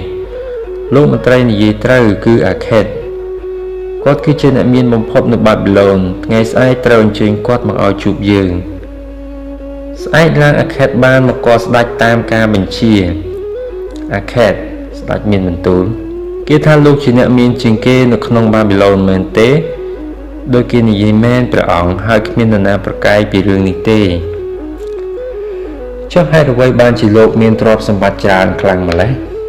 ដោយសារខ្ញុំប្រកាសណាចេះឆក់យកឱកាសក្រាបទូលឬថាលោកបានចាប់ផ្ដើមពីបាតដៃទទេមែនទេត្រូវហើយព្រះអង្គក្រៅពីសេចក្តីប្រាថ្នាចង់ក្លាយជាអ្នកមានម្នាក់ខ្ញុំប្រកាសណាគ្មានអ្វីក្រៅពីនេះទេអាខេតព្រះរាជាបន្តទីក្រុងរបស់យើងកំពុងជួបគ្រោះធ្ងន់ធ្ងរមួយដោយសារតែមានមនុស្ស2-3នាក់ប៉ុណ្ណោះចេះពីរបៀបរកប្រាក់ហើយប្រមូលយកតែខ្លួនឯងខណៈដែលប្រជាជនភាគច្រើនមិនចេះពីរបៀបសន្សំទុកទ្រព្យសម្បត្តិដែលពួកគេរកបានយើងចង់ឲ្យបាប៊ីឡូនក្លាយជាទីក្រុងដែលមានជាងគេបំផុតនៅលើលោកដូច្នេះប្រជាជនបាប៊ីឡូនត្រូវតែមានទ្រព្យសម្បត្តិច្រើនអញ្ចឹងហើយទើបយើងត្រូវបង្ហាត់មនុស្សពីរបៀបរកប្រាក់ប្រាប់យើងមកតើពិតជាមានអាកំបាំងដើម្បីក្លាយជាអ្នកមានមែនទេតើអាចបង្ហាត់បង្រៀនបានទេអាខេតករណាព្រះអង្គវាមិនអាចត្រឹមតែហាត់បង្រៀនបានទេវាក៏អាចអនុវត្តទៅយ៉ាងមានប្រសិទ្ធភាពថែមទៀតផងអ្នកចេះរូបមន្តនេះក៏អាចបង្ហាត់បន្តទៅមនុស្សផ្សេងទៀតបានតែក្រាបទូលព្រះរាជាបើកភ្នែកធំៗអាខេតលោកនិយាយពាក្យដែលយើងចង់ស្ដាប់យូរមកហើយតើលោកអាចជួយរំដោះគ្រោះមួយនេះបានដែរឬទេតើលោកអាចបង្ហាត់ចំណេះដឹងនេះដល់គ្រូបង្រៀនតាមសាលាពេលនោះពួកគេនឹងបង្ហាត់បន្តទៅកូនសិស្សរបស់ពួកគេហើយកូនសិស្សនឹងបង្ហាត់បន្តដល់មនុស្សផ្សេងទៀតរហូតដល់ពេញទីក្រុងតែម្ដងអាខេតអរគោរពខ្ញុំប្រកាសណាសូមគោរពតាមព្រះរាជបញ្ជាចំណេះដឹងទាំងប្រមាណដែលខ្ញុំប្រកាសណាមានខ្ញុំប្រកាសណារីករាយនឹងចែករំលែកដើម្បីសេចក្តីសុខមានបានរបស់ប្រជាពលរដ្ឋជាមិត្តភក្តិនិងដើម្បីសេចក្តីរុងរឿងរបស់ព្រះអង្គសូមឲ្យលោកមន្ត្រីរៀបចំឲ្យខ្ញុំប្រកាសណានៅថ្នាក់មួយមានសិស្ស100នាក់ហើយខ្ញុំប្រកាសណានឹងបង្ហាត់ពួកគេនៅរូបមន្ត7យ៉ាងដើម្បីធ្វើឲ្យកាបូបរបស់ពួកគេចាប់ផ្ដើមប៉ោងឡើងវិញពេលនោះនឹងគ្មាននរណាម្នាក់មានកាបូបទទេទៀតទេនៅបាប៊ីឡូននេះពីសប្តាហ៍ក្រោយមកតាមការបញ្ជារបស់ព្រះរាជាមនុស្ស100នាក់ត្រូវបានជ្រើសរើសឲ្យមកជួបជុំគ្នានៅក្នុងសាលដ៏ធំមួយឈ្មោះថាវិហារសិក្សាដែលមានកៅអីអង្គុយរៀបចំជារង្វង់ធំឯអាខេតអង្គុយនៅក្បែរជើងម៉ាតូចមួយមានដាក់ជង្គៀងដុតទឹកម្យ៉ាងបញ្ចេញក្លិនក្រអូបឈ្ងុយមើលមហាស្ថិនៅបាប៊ីឡូនសិស្សម្នាក់និយាយតិចដល់កេះសិស្សម្នាក់ទៀតដែលអង្គុយជិតនៅពេលអាខេតក្រោកឈរឡើងគាត់មើលទៅដូចយើងដែរខ្ញុំតំណាងឲ្យព្រះរាជាអាខេតចាប់ផ្ដើមហើយខ្ញុំឈរនៅទីនេះដើម្បីបំពេញកាតព្វកិច្ចថ្វាយទ្រង់កាលខ្ញុំនៅក្មេងខ្ញុំក៏ជាអ្នកក្រម្នាក់ដែលគ្មានអ្វីក្រៅពីសេចក្តីប្រាថ្នាតែមួយគត់គឺចង់មានមាសច្រើនដូច្នេះខ្ញុំក៏រៀនចំណេះដឹងម្យ៉ាងដែលអាចរកមាសបានហើយពេលនេះព្រះរាជាក៏ស្នើឲ្យខ្ញុំជួយចែករំលែកចំណេះដឹងទាំងអស់នេះទៅដល់អ្នកទាំងអស់គ្នាខ្ញុំចាប់ផ្ដើមរកប្រាក់បានយ៉ាងលំបាកបំផុត សូម្បីអ្វីៗដែលអស់លោកមានក៏ខ្ញុំគ្មានដែរកាលនោះទ្រព្យមួយគត់ដែលខ្ញុំមានគឺកាបូបតែខ្ញុំស្អប់វាដោយសារវាជាកាបូបទទេស្អាតគ្មានបានការខ្ញុំប្រាថ្នាចង់ឲ្យវាឡើងប៉ោងមូលធាត់ទលុបទលន់ហើយនៅពេលលើកឡើងគឺមានឮសូរសំឡេងមាសទាំងកិច្ចគ្នាដូច្នេះទើបខ្ញុំរិះរកវិធីយ៉ាងណាដើម្បីព្យាបាលកាបូបទទេនោះក្រោយមកខ្ញុំក៏បានរកឃើញនូវរូបមន្ត7យ៉ាងដែលអាចធ្វើឲ្យកាបូបរបស់ខ្ញុំធាត់ឡើងវិញសម្រាប់អ្នកទាំងអស់គ្នាដែលមកជួបជុំនៅទីនេះខ្ញុំនឹងចែករំលែករូបមន្តទាំង7យ៉ាងនោះតែពីមុនមកខ្ញុំក៏ធ្លាប់បានចែករំលែករូបមន្តនេះដល់មនុស្សជាច្រើនអ្នកទៀតដែរខ្ញុំនឹងពន្យល់ក្នុងមួយថ្ងៃមួយរូបមន្តនិងរយៈពេល7ថ្ងៃដូច្នេះចូលស្ដាប់ដោយការយកចិត្តទុកដាក់នៅចំណេះដឹងដែលខ្ញុំនឹងចែករំលែកសួរដេញដោលនិងពិភាក្សាអំពីវានៅក្នុងចំណោមពួកយើងទាំងអស់គ្នា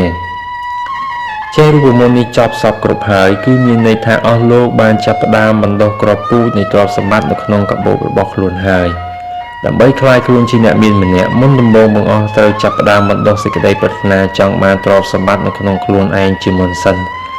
ព្រោះវាជាមូលដ្ឋានគ្រឹះចំណែកឯសមត្ថភាពរកប្រាក់នឹងកើតមកតាមក្រោយបន្ទាប់ពីអស់លោកមានសមត្ថភាពហើយអស់លោកអាចបង្រៀនចំណេះដឹងនេះទៅឲ្យអ្នកដទៃទៀតតាមសេចក្តីប្រាថ្នាខ្ញុំនឹងបង្ហាត់តាមរបៀបសាមញ្ញដើម្បីធ្វើយ៉ាងណាឲ្យកាបូបប៉ោងឡើងវិញនេះគឺជាជំហានទី1ដើម្បីឈានទៅរកភ្នំមាសភ្នំប្រាក់ហើយគ្មាននរណាម្នាក់អាចឡើងភ្នំនេះបានទេបើគេមិនទាន់រៀនឈរឲ្យមាំនៅក្នុងជំហានទី1នេះជាមុនសិនឥឡូវយើងចាប់ផ្ដើមជំហានទី1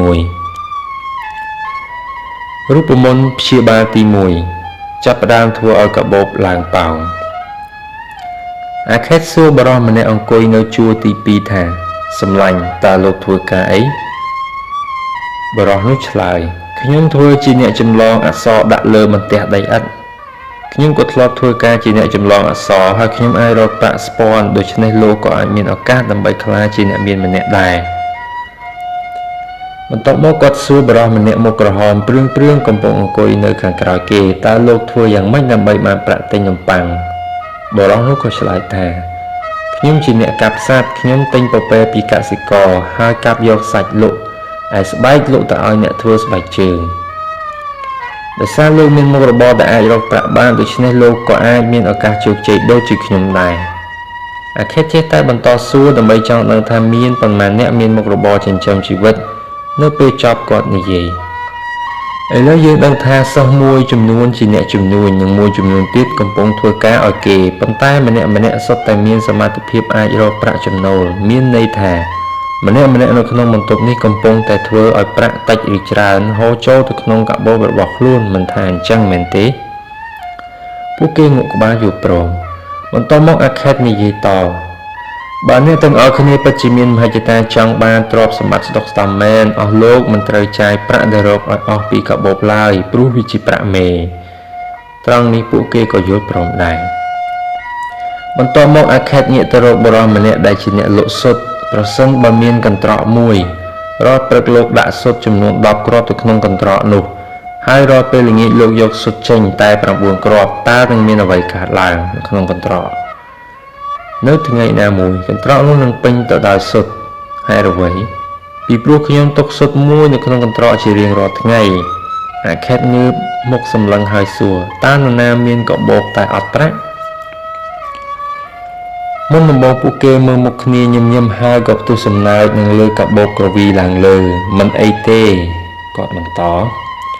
ឥឡូវខ្ញុំប្រាប់អស់លោករូបមន្តទី1ដែលខ្ញុំបានរៀនដើម្បីព្យាបាលកាបូបគ្មានប្រាក់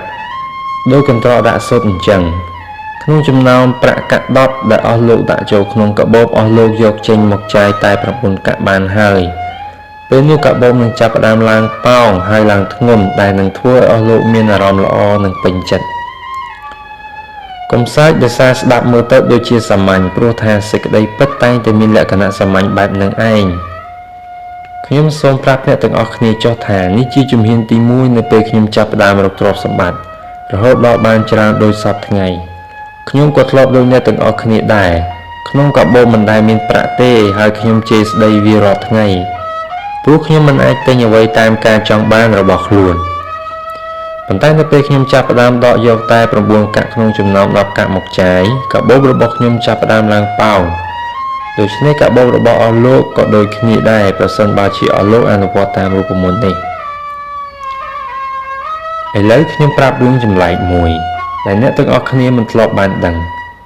នៅពេលខ្ញុំចាប់ផ្ដើមចាយត្រឹមតែ9កាក់រឿងចម្លែកនោះគឺនៅត្រង់ថាខ្ញុំអាចរស់នៅដោយបានជាធម្មតាគ្មានខ្វះខាតអ្វីទេខ្ញុំមិនខ្វះខាតជាងកាលពីខ្ញុំចាយទាំងអស់នោះឡើយនៅពេលខ្ញុំចេះតែបន្តដកមួយកាក់ទុកយូរទៅវាក៏ក្លាយជាទម្លាប់ពេលនោះខ្ញុំអាចដកប្រាក់ទុកបានយ៉ាងងាយស្រួលជាងមុននេះគឺជាច្បាប់ធម្មជាតិបើជនណាដកប្រាក់មួយផ្នែកដើម្បីសន្សំទុកនិងមួយផ្នែកទៀតសម្រាប់ចាយពេលនោះមាសនឹងហូរចូលទៅក្នុងកាបូបរបស់គាត់ដោយងាយដូចគ្នាដែរជនណាចាយអស់ពីកាបូបមាសនឹងមិនហ៊ានមកជិតគាត់ទេតើអស់លោកចង់បានអីជាងគេចង់បានរបស់ដែលបំពេញសេចក្តីត្រូវការមួយផ្លែតដូចជាគ្រឿងអលង្ការសម្លៀកបំពាក់ល្អអាហារឆ្ងាញ់ឬមួយក៏ចង់បានរបស់ដែលអាចនៅបានយូរដូចជាមាសដីសត្វមុខរបរនិងមុខជំនួញដែលអាចផ្ដល់ប្រាក់ចំណូលជាប្រចាំបើចាយប្រាក់អស់ពីកាបូបអស់លោកនឹងទទួលបានរបស់ទី1តែបើសន្សំប្រាក់ទុកក្នុងកាបូបអស់លោកនឹងទទួលបានរបស់ទី2នេះគឺជារូបមន្តទី1ដើម្បីព្យាបាលកាបូបទទេគឺសន្សំប្រាក់ចំណូលទុក 10% និងចាយប្រាក់ 90% ដែលនៅសល់ឥឡូវអស់លោកអាចចាប់ផ្ដើមពិភាក្សាគ្នាលើរូបមន្តនេះបើមាននរណាម្នាក់គិតថាវាមិនត្រឹមត្រូវអាចនិយាយជាមួយខ្ញុំនៅថ្ងៃស្អែកបានរូបមន្តព្យាបាលទី2ទប់ស្កាត់ការចំណាយមានសិស្សមួយចំនួនបាននិយាយថាតើនរណាអាចដកប្រាក់ទុកកើតបើប្រាក់ដែលគាត់រកបានចាយមិនទាំងគ្រប់ផងដូច្នេះអាខេតគាត់បញ្យោសិស្សនៅក្នុងថ្ងៃទី2កាលពីម្សិលមិញកាបូបនរណាខ្លះទៅទេទាំងអស់គ្នាសិស្សឆ្លើយប៉ុន្តែអ្នកទាំងអស់គ្នារកប្រាក់បានចំនួនខុសៗគ្នាអ្នកខ្លះរកបានច្រើនអ្នកខ្លះរកបានតិចអ្នកខ្លះមានសមាជិកច្រើនក្នុងគ្រួសារដែលត្រូវចិញ្ចឹមចុះហេតុអ្វីបានជាម្នាក់មានកាបូបទទេស្អាតដូចគ្នាខ្ញុំសូមប្រាប់អ្នកទាំងអស់គ្នារឿងពិតមួយរបស់មនុស្សគឺយើងនឹងចាយប្រាក់ចំណូលទាំងអស់ទោះបីរកបានច្រើនប៉ុណ្ណាក៏ដោយលើកលែងតែយើងព្យាយាមទប់ស្កាត់វាចូលកុំច្រឡំរវាងចំណាយចាំបាច់និងចំណង់យើងម្នាក់មានចំណង់ដែលគ្មានព្រំដែនហើយមិនចេះគ្រប់មិនចេះគ្រាន់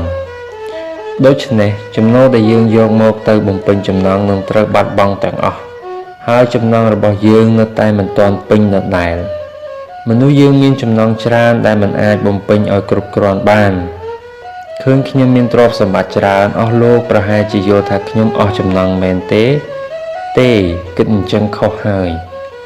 ពេលវេលារបស់ខ្ញុំមានកំណត់កម្លាំងរបស់ខ្ញុំមានកំណត់ផ្លូវដែលខ្ញុំត្រូវដើរក៏មានកំណត់ដែរការចំអែតពោះដោយអាហារក៏មានដែនកំណត់ក្តីរីករាយរបស់ខ្ញុំក៏មានដែនកំណត់ប៉ុន្តែចំណង់របស់ខ្ញុំគ្មានដែនកំណត់ទេខ្ញុំសូមប្រាប់អ្នកទាំងអស់គ្នាចុះថាស្មៅនឹងដុះត្រង់កន្លែងណាដែលកសិករទុកចន្លោះឲ្យនៅទំនេរដូចគ្នាដែរចំណង់នឹងកើតមកលើជនណានិងនៅពេលណាគាត់មានចិត្តចង់ចំណង់គឺគ្មានព្រំដែនទេតែរបស់ដើម្បីបំពេញចំណង់គឺមានដែនកំណត់ត្រូវមើលទៅទម្លាប់នៃការរស់នៅប្រចាំថ្ងៃពេលនោះអស់លោកនឹងឃើញការចំណាយមួយចំនួនដែលមិនចាំបាច់យើងត្រូវតែបំបត្តិឬកាត់បន្ថយឲ្យបានដូច្នេះត្រូវធ្វើបញ្ជីចំណាយលើរបស់ចាំបាច់ឲ្យសមល្មមនឹងចំនួនប្រាក់ 90% នៃប្រាក់ចំណូលរកបានចំណែករបស់ក្រៅពីនឹងត្រូវលុបចោលទាំងអស់ព្រោះវាសុទ្ធតែជាចំណង់មិនអាចបំពេញឲ្យគ្រប់គ្រាន់បានឡើយត្រូវចំណាយលើរបស់ណាចាំបាច់កុំប៉ះពាល់ប្រាក់សន្សំឲ្យសោះព្រោះវាកំពុងធ្វើឲ្យកាបូបអស់លោកឡើងប៉ោងហើយបើអាចបង្វែរកាបូបប៉ោងដោយមាសឲ្យទៅជាចំណង់វិញក៏កាន់តែប្រសើរចេះតែបន្តគ្រប់គ្រងការចំណាយដោយប្រុងប្រយ័ត្នអស់លោកក៏អាចធ្វើការកែសម្រួលខ្លះទៅតាមកាលៈទេសៈដើម្បីកុំឲ្យប៉ះពាល់ដល់ការរស់នៅប្រចាំថ្ងៃប៉ុន្តែត្រូវតាំងចិត្តឲ្យមុតមាំធ្វើយ៉ាងណាឲ្យកាបូបឡើងប៉ោងជាប្រចាំពេលនោះមានសិស្សម្នាក់ស្លៀករ៉ូពណ៌មាសលាយក្រហមងើបនិយាយខ្ញុំជាមនុស្សចង់មានសេរីភាពក្នុងការចាយវាយខ្ញុំយល់ថា យើងគួរតែរស់នៅឲ្យសប្បាយក្នុងជីវិតព្រោះវាជាសិទ្ធិរបស់យើងចាយត្បិតរបៀបបែបហ្នឹងគឺដូចយើងធ្វើខ្លួនឲ្យទៅជាទេសកលម្នាក់អញ្ចឹងព្រោះវាដាក់កំហិតលើខ្លួនឯងថាត្រូវចាយលើអ្វីខ្លះនិងចាយប៉ុន្មានខ្ញុំយល់ថាបែបនេះនឹងធ្វើឲ្យយើងបាត់បង់សេរីភាពក្នុងជីវិតហើយដាក់សម្ពាធលើខ្លួនឯងអញ្ចឹងមិនខុសពីសត្វលាមួយក្បាលដែលដើរត្រៀតត្រោតធ្ងន់ដោយទំនិញនោះទេអាខេតតសម្លាញ់តើនរណាជាអ្នកកំណត់ការចំណាយនេះបុរសនោះឆ្លើយខ្ញុំជាអ្នកកំណត់ខ្លួនឯងបើសត្វលានោះជាអ្នករៀបចំវិច្ចបង្វិចខ្ចប់ទំនិញឲ្យខ្លួនឯងតើវាសុខចិត្តដាក់តែគ្រឿងអលង្ការក្រណាត់និងដុំមាសមែនទេអត់ទេវាច្បាស់ជាខ្ចប់របស់ផ្សេងទៀតដូចជាស្មៅគ្រាប់ធញ្ញជាតិនិងទឹកសម្រាប់ធ្វើដំណើរផ្លូវឆ្ងាយគោលបំណងក្នុងការគ្រប់គ្រងចំណាយគឺដើម្បីធ្វើឲ្យកាបូបឡើងប៉ោងហើយលោកក៏នៅមានប្រាក់សម្រាប់ចាយវាយដែនតែត្រូវចំណាយលើរបស់ចាំបាច់និងត្រូវចាយតែប្រាក់ 90% នៃប្រាក់ចំណូលរកបានតែប៉ុណ្ណោះនៅពេលអាចគ្រប់គ្រងខ្លួនឯងមិនឲ្យចាយតាមតែអំពើចិត្តលោកនឹងស្គាល់របស់ណាដែលចាំបាច់និងរបស់ណាដែលមិនចាំបាច់គឺដូចពន្លឺនៅក្នុងបន្ទប់ងងឹតអញ្ចឹងការគ្រប់គ្រងចំណាយនឹងបង្ហាញឲ្យលោកឃើញកន្លែងដែលកាបូបរហែកពេលនោះលោកអាចបញ្ឈប់វាបាននេះគឺជារូបមន្តទី2ដើម្បីព្យាបាលកាបូបទទេគ្រប់គ្រងលើការចំណាយគឺត្រូវចាយលើរបស់ចាំបាច់ប្រចាំថ្ងៃចាយលើការកំសាន្តនិងបំពេញសេចក្តីត្រូវការផ្សេងទៀតប៉ុន្តែមិនឲ្យលើស 90% នៃប្រាក់ចំណូលឡើយរូបមន្តព្យាបាលទី3ធ្វើឲ្យចំនួនមាសកើនឡើងទ្វេដងឃើញទេកាបូបរបស់អស់លោកចាប់ផ្ដើមថតបន្តិចម្ដងដោយសារអស់លោកបានដកប្រាក់ទុក 10% ពីប្រាក់ចំណូលនិងបានគ្រប់គ្រងការចំណាយដែលធ្វើឲ្យប្រាក់ចេះតែបន្តកើនឡើងទៀតមេរៀនបន្តមកទៀតយើងនឹងរៀនអំពីរបៀបប្រើលុយដើម្បីបង្កើតលុយដុំមាសនៅក្នុងកាបូបអាចធ្វើឲ្យយើងមានអារម្មណ៍សប្បាយចិត្តនិងបំបត្តិសេចក្តីព្រួយបារម្ភបានមែនប៉ុន្តែវាមិនអាចរកមាសឲ្យយើងបន្ថែមទៀតបានទេការប្រឹងប្រែងរកមាសគឺគ្រាន់តែជាចំណុចចាប់ផ្ដើមតែប៉ុណ្ណោះហើយមាសដែលរកបានទៀតសោតក៏មិនអាចធ្វើឲ្យយើងក្លាយជាអ្នកមានម្នាក់បានឡើយគឺមានតែចំណូលដែលមាននោះរកមកឲ្យយើងឯនោះវិញទេដែលអាចធ្វើឲ្យយើងក្លាយជាសេដ្ឋីម្នាក់បានដូច្នេះអាខេតចាប់ផ្ដើមបង្រៀននៅថ្ងៃទី3តើគួរវិនិយោគមាសរបស់យើងដោយរបៀបណាការវិនិយោគរបស់ខ្ញុំនៅលើកទី1គឺបរាជ័យធ្វើឲ្យប្រាក់សន្សំទាំងអស់ត្រូវបាត់បង់អស់ខ្ញុំនឹងប្រាប់រឿងនេះនៅពេលក្រោយចំណូលបានមកពីការវិនិយោគរបស់ខ្ញុំគឺការប្រាក់ដែលខ្ញុំទទួលមកពីជាងធ្វើខែម្នាក់ឈ្មោះអេកើមួយឆ្នាំម្ដងអេកើត្រូវការទិញទង់ដែងជាច្រើនសំពៅដឹកមកតាមសមុទ្រឆ្ងាយដើម្បីប្រើប្រាស់ក្នុងរោងឧស្សាហកម្មរបស់គាត់ដោយខ្វះខាតប្រាក់ដើម្បីបង់ឲ្យពួកអ្នកលក់គាត់តែងតែដើរខ្ចីប្រាក់ពីគេអេកើជាមនុស្សទៀងត្រង់ម្នាក់បើគាត់ខ្ចីហើយគាត់ប្រកាសជាសងវិញហើយសងដោយមានប្រាក់ការថែមទៀតផងនៅពេលខ្ញុំឲ្យគាត់ខ្ចីប្រាក់ខ្ញុំទទួលបានមកវិញទាំងប្រាក់ដើមនិងប្រាក់ការដូច្នេះហើយប្រាក់របស់ខ្ញុំក៏កើនឡើងឯចំណូលដែលបាននោះក៏បានកើនឡើងបន្ថែមទៀតខ្ញុំសប្បាយចិត្តបំផុតនៅពេលប្រាក់ដើមនិងការប្រាក់របស់ខ្ញុំត្រឡប់មកក្នុងកាបូបរបស់ខ្ញុំទាំងអស់ខ្ញុំសូមប្រាប់អ្នកទាំងអស់គ្នាថាប្រាក់ពិតប្រាកដរបស់អ្នកមានគឺមិនមែនជាប្រាក់ដែលគាត់យួរតាមកាបូបនោះទេប្រាក់ពិតប្រាកដគឺប្រាក់ចំណូលដែលចេះតែហូរចូលក្នុងកាបូបរបស់គាត់មិនចេះដាច់វាគឺជាប្រាក់ដែលមនុស្សគ្រប់គ្នាតែងប្រាថ្នាចង់បានព្រោះវាហូរចូលមកគ្រប់ពេលវេលាមិនថាក្នុងពេលអស់លោកកំពុងធ្វើការឬក៏ក្នុងពេលកំពុងដើរលេងនោះទេគេហៅថាខ្ញុំជាកំពូលអ្នកមាននៅទីក្រុងបាប៊ីឡូនពីព្រោះតែខ្ញុំមានចំណូលប្រភេទនេះប្រាក់កម្ចីដែលខ្ញុំឲ្យទៅអេកើគឺជាមេរៀនដំបូងបង្អស់ក្នុងការធ្វើវិនិយោគប្រាក់សន្សំដើម្បីបង្កើតប្រាក់ចំណូលចេញពីបទពិសោធន៍នេះខ្ញុំក៏ចាប់ផ្ដើមពង្រីកការវិនិយោគដោយបន្ថែមប្រាក់កម្ចីនៅពេលប្រាក់របស់ខ្ញុំមានចំនួនកើនឡើងជាងមុនដំបូងខ្ញុំវិនិយោគតែ 2-3 កន្លែងប៉ុណ្ណោះក្រោយមកខ្ញុំក៏មានលទ្ធភាពអាចពង្រីកទៅច្រើនកន្លែងថែមទៀតពេលនោះមាសចេះតែហូរចូលទៅក្នុងកាបូបច្រើនឡើងធ្វើឲ្យខ្ញុំកាន់តែមានលទ្ធភាពពង្រីកការវិនិយោគតទៅទៀត អស់លោកឃើញទេចេញពីចំណូលដ៏តិចតួចខ្ញុំអាចបង្កើតឃ្លាំងមាសដ៏ធំមួយហើយមាសទាំងនោះគឺសុទ្ធតែជាទាសករបង្កើតកូនចៅឲ្យខ្ញុំទាំងអស់ពួកវាធ្វើការឲ្យខ្ញុំកូនរបស់វាក៏ធ្វើការឲ្យខ្ញុំហើយចៅរបស់វាក៏ធ្វើការឲ្យខ្ញុំរហូតដល់ចំណូលសរុបមានចំនួនដ៏ច្រើនលើសលប់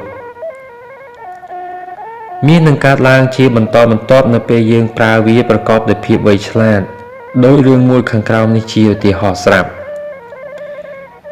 នៅពេលកូនកើតមកភ្លាមកសិករម្នាក់បានយកប្រាក់10ដុំទៅកាត់អ្នកចងការដោយសូមឲ្យអ្នកចងការយកប្រាក់នោះឲ្យគេខ្ចីដើម្បីបានការប្រាក់ទុកឲ្យកូនប្រុសរបស់ខ្លួននៅពេលកូននោះចូលដល់អាយុ20ឆ្នាំអ្នកចងការក៏ទទួលប្រាក់ទុកហើយព្រមព្រៀងគ្នាថាការប្រាក់គឺមានចំនួន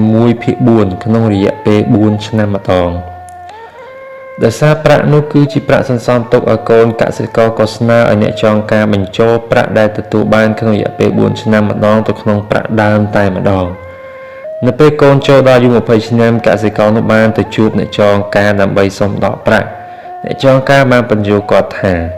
ដោយសារចំនួនប្រាក់ចេះតែកើនឡើងនៅពេលដែលបន្ថែមការប្រាក់ម្ដងប្រាក់ដែលកាលពីមុនមានតែ10ដុំឥឡូវបានកើនឡើងរហូតទៅដល់30ដុំកន្លះ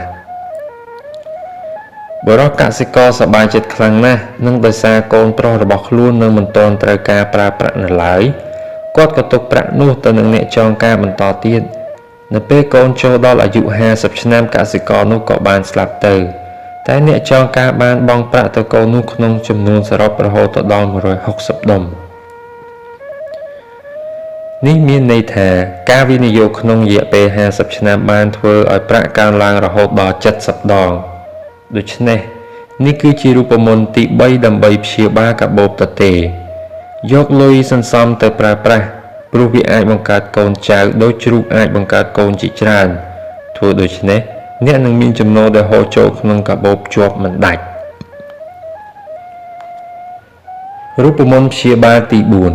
4ការពារទ្រព្យដែលរកបានកុំឲ្យបាត់បង់ពណ៌របស់មាសអាចតាក់ទាញគ្រោះថ្នាក់បានគ្រប់ពេលវេលាដូច្នេះអ្នកត្រូវការពារឲ្យមែនទែនបើមិនដូច្នោះទេវានឹងបាត់បង់អស់យើងត្រូវចាប់ផ្ដើមរៀនការពារនៅពេលមាសមានចំនួនតិចមុននឹងមានសមត្ថភាពដើម្បីការពារនៅពេលវាមានចំនួនច្រើននៅពេលចូលដល់ថ្ងៃទី4អាខេតបង្រៀនមេរៀនទី4អ្នកមានទ្រព្យសម្បត្តិច្រើនតែងតែមានចិត្តចង់ឲ្យទ្រព្យសម្បត្តិរបស់ខ្លួនកើនឡើងកាន់តែច្រើននិងកាន់តែលឿនដូច្នេះហើយពួកគេជាញឹកញាប់ងាយនឹងត្រូវមិត្តភ័ក្តិនិងបងប្អូនអូសទាញឲ្យចូលហ៊ុនក្នុងវិនិយោគនានាគោលការណ៍ទី1នៅក្នុងការធ្វើវិនិយោគលើអ្វីក៏ដោយដែលអស់លោកត្រូវគិតមុនគេគឺសុវត្ថិភាពមនុស្សឆ្លាតគឺមនុស្សមិនលោភលន់ហួសហេតុចង់ចំណេញច្រើនក្នុងរយៈពេលខ្លីព្រោះចិត្តលោភអាចធ្វើឲ្យខាតបង់ដើមទុនទាំងស្រុងរង្វាន់ដែលទទួលបានពីការផ្សងព្រេងនៅក្នុងវិនិយោគមិនច្បាស់លាស់គឺគ្មានអ្វីក្រៅតែអំពីការបាត់បង់នោះទេចូលសិក្សាឲ្យប្រុងប្រយ័ត្នមុនពេលចូលហ៊ុនជាមួយអ្នកដទៃនិងត្រូវប្រាកដថាប្រាក់ដែលដាក់ក្នុងពាក្យហ៊ុនអាចរកមកវិញបានដោយសុវត្ថិភាពចូលកុំឲ្យចិត្តលោភលន់ចង់ចំណេញលឿនធ្វើការសម្រេចចិត្តខុសឲ្យសោះមុននឹងអស់លោកឲ្យនរណាម្នាក់ខ្ចីប្រាក់ត្រូវពិនិត្យមើលថាតើគេមានសមត្ថភាពសងវិញឬអត់ដូច្នេះត្រូវមើលសាវតារបស់គាត់ជៀសវាងកុំឲ្យបាត់បង់ប្រាក់ដែលខំរកមកបានដោយលំបាកមុននឹងអស់លោកដាក់សេចក្តីទុកចិត្តលើនរណាម្នាក់ការវិនិយោគណាមួយត្រូវគិតមើលពីគ្រោះថ្នាក់បាត់បង់ដើមទុនដែលអាចកើតឡើងជាយថាហេតុការវិនិយោគលើកទី1របស់ខ្ញុំគឺខាតបង់ទាំងស្រុងព្រោះខ្ញុំទុកចិត្តទៅលើជាងធ្វើឥតម្នាក់ឈ្មោះអាហ្សាមើកាលនោះគាត់ត្រូវធ្វើដំណើរតាមសមុទ្រទៅទីក្រុងថៃនិងសន្យាជួយទិញឲ្យខ្ញុំនៅគ្រឿងអលង្ការប្លែកៗរបស់ជនជាតិហ្វេនីស៊ីហើយយើងនឹងចែកប្រាក់គ្នានៅពេលលក់គ្រឿងអលង្ការទាំងនោះជនជាតិហ្វេនីស៊ីបានបោកប្រាស់គាត់ដោយកុហកគាត់ថាដុំកែវជាដុំត្បូងធ្វើឲ្យប្រាក់សន្សំរយៈពេល1ឆ្នាំត្រូវបាត់បង់អស់នេះហើយគឺជាភាពល្ងងខ្លៅទុកចិត្តអ្នកធ្វើឥតឲ្យទៅទិញគ្រឿងអលង្ការដូច្នេះអ្នកទាំងអស់គ្នាត្រូវជៀសវាងកុំឲ្យមានកំហុសបែបនេះកើតឡើងគឺកុំទុកចិត្តខ្លួនឯងខ្លាំងពេករហូតដល់យកទ្រព្យសម្បត្តិរបស់ខ្លួនទៅដាក់ក្នុងការវិនិយោគដែលងាយនឹងខាតបង់ ជាការល្អគួរពិគ្រោះយោបល់សុំការណែនាំពីមនុស្សណាដែលមានចំណេះដឹងខាងរឿងលុយកាក់ជាមុនសិនគ្មានអ្នកណាកំណាញ់មិនចង់ផ្ដល់យោបល់នោះទេហើយយោបល់នោះអាចមានតម្លៃស្មើនឹងមាសដែលអស់លោកបំរុងយកទៅដាក់ទុនទៅទៀតវាមានតម្លៃដោយសារតែវាអាចជួយអស់លោកមិនឲ្យបាត់បង់មាសនោះដូច្នេះនេះគឺជារូបមន្តទី4ដើម្បីព្យាបាលកាបូបទទេគឺការពារទ្រព្យសម្បត្តិកុំឲ្យបាត់បង់ដោយប្រើវាក្នុងការវិនិយោគណាដែលមានសុវត្ថិភាពដូចជាវិនិយោគដែលអ្នកអាចដកយកប្រាក់ទុនមកវិញបានឬវិនិយោគដែលអ្នកអាចទទួលបានប្រាក់ចំណេញដូច្នេះត្រូវពិគ្រោះយោបល់ជាមួយអ្នកមានជំនាញនិងបទពិសោធន៍ក្នុងរឿងលុយកាក់ដើម្បីកុំឲ្យបាត់បង់ទ្រព្យសម្បត្តិក្នុងវិនិយោគដែលគ្មានសុវត្ថិភាព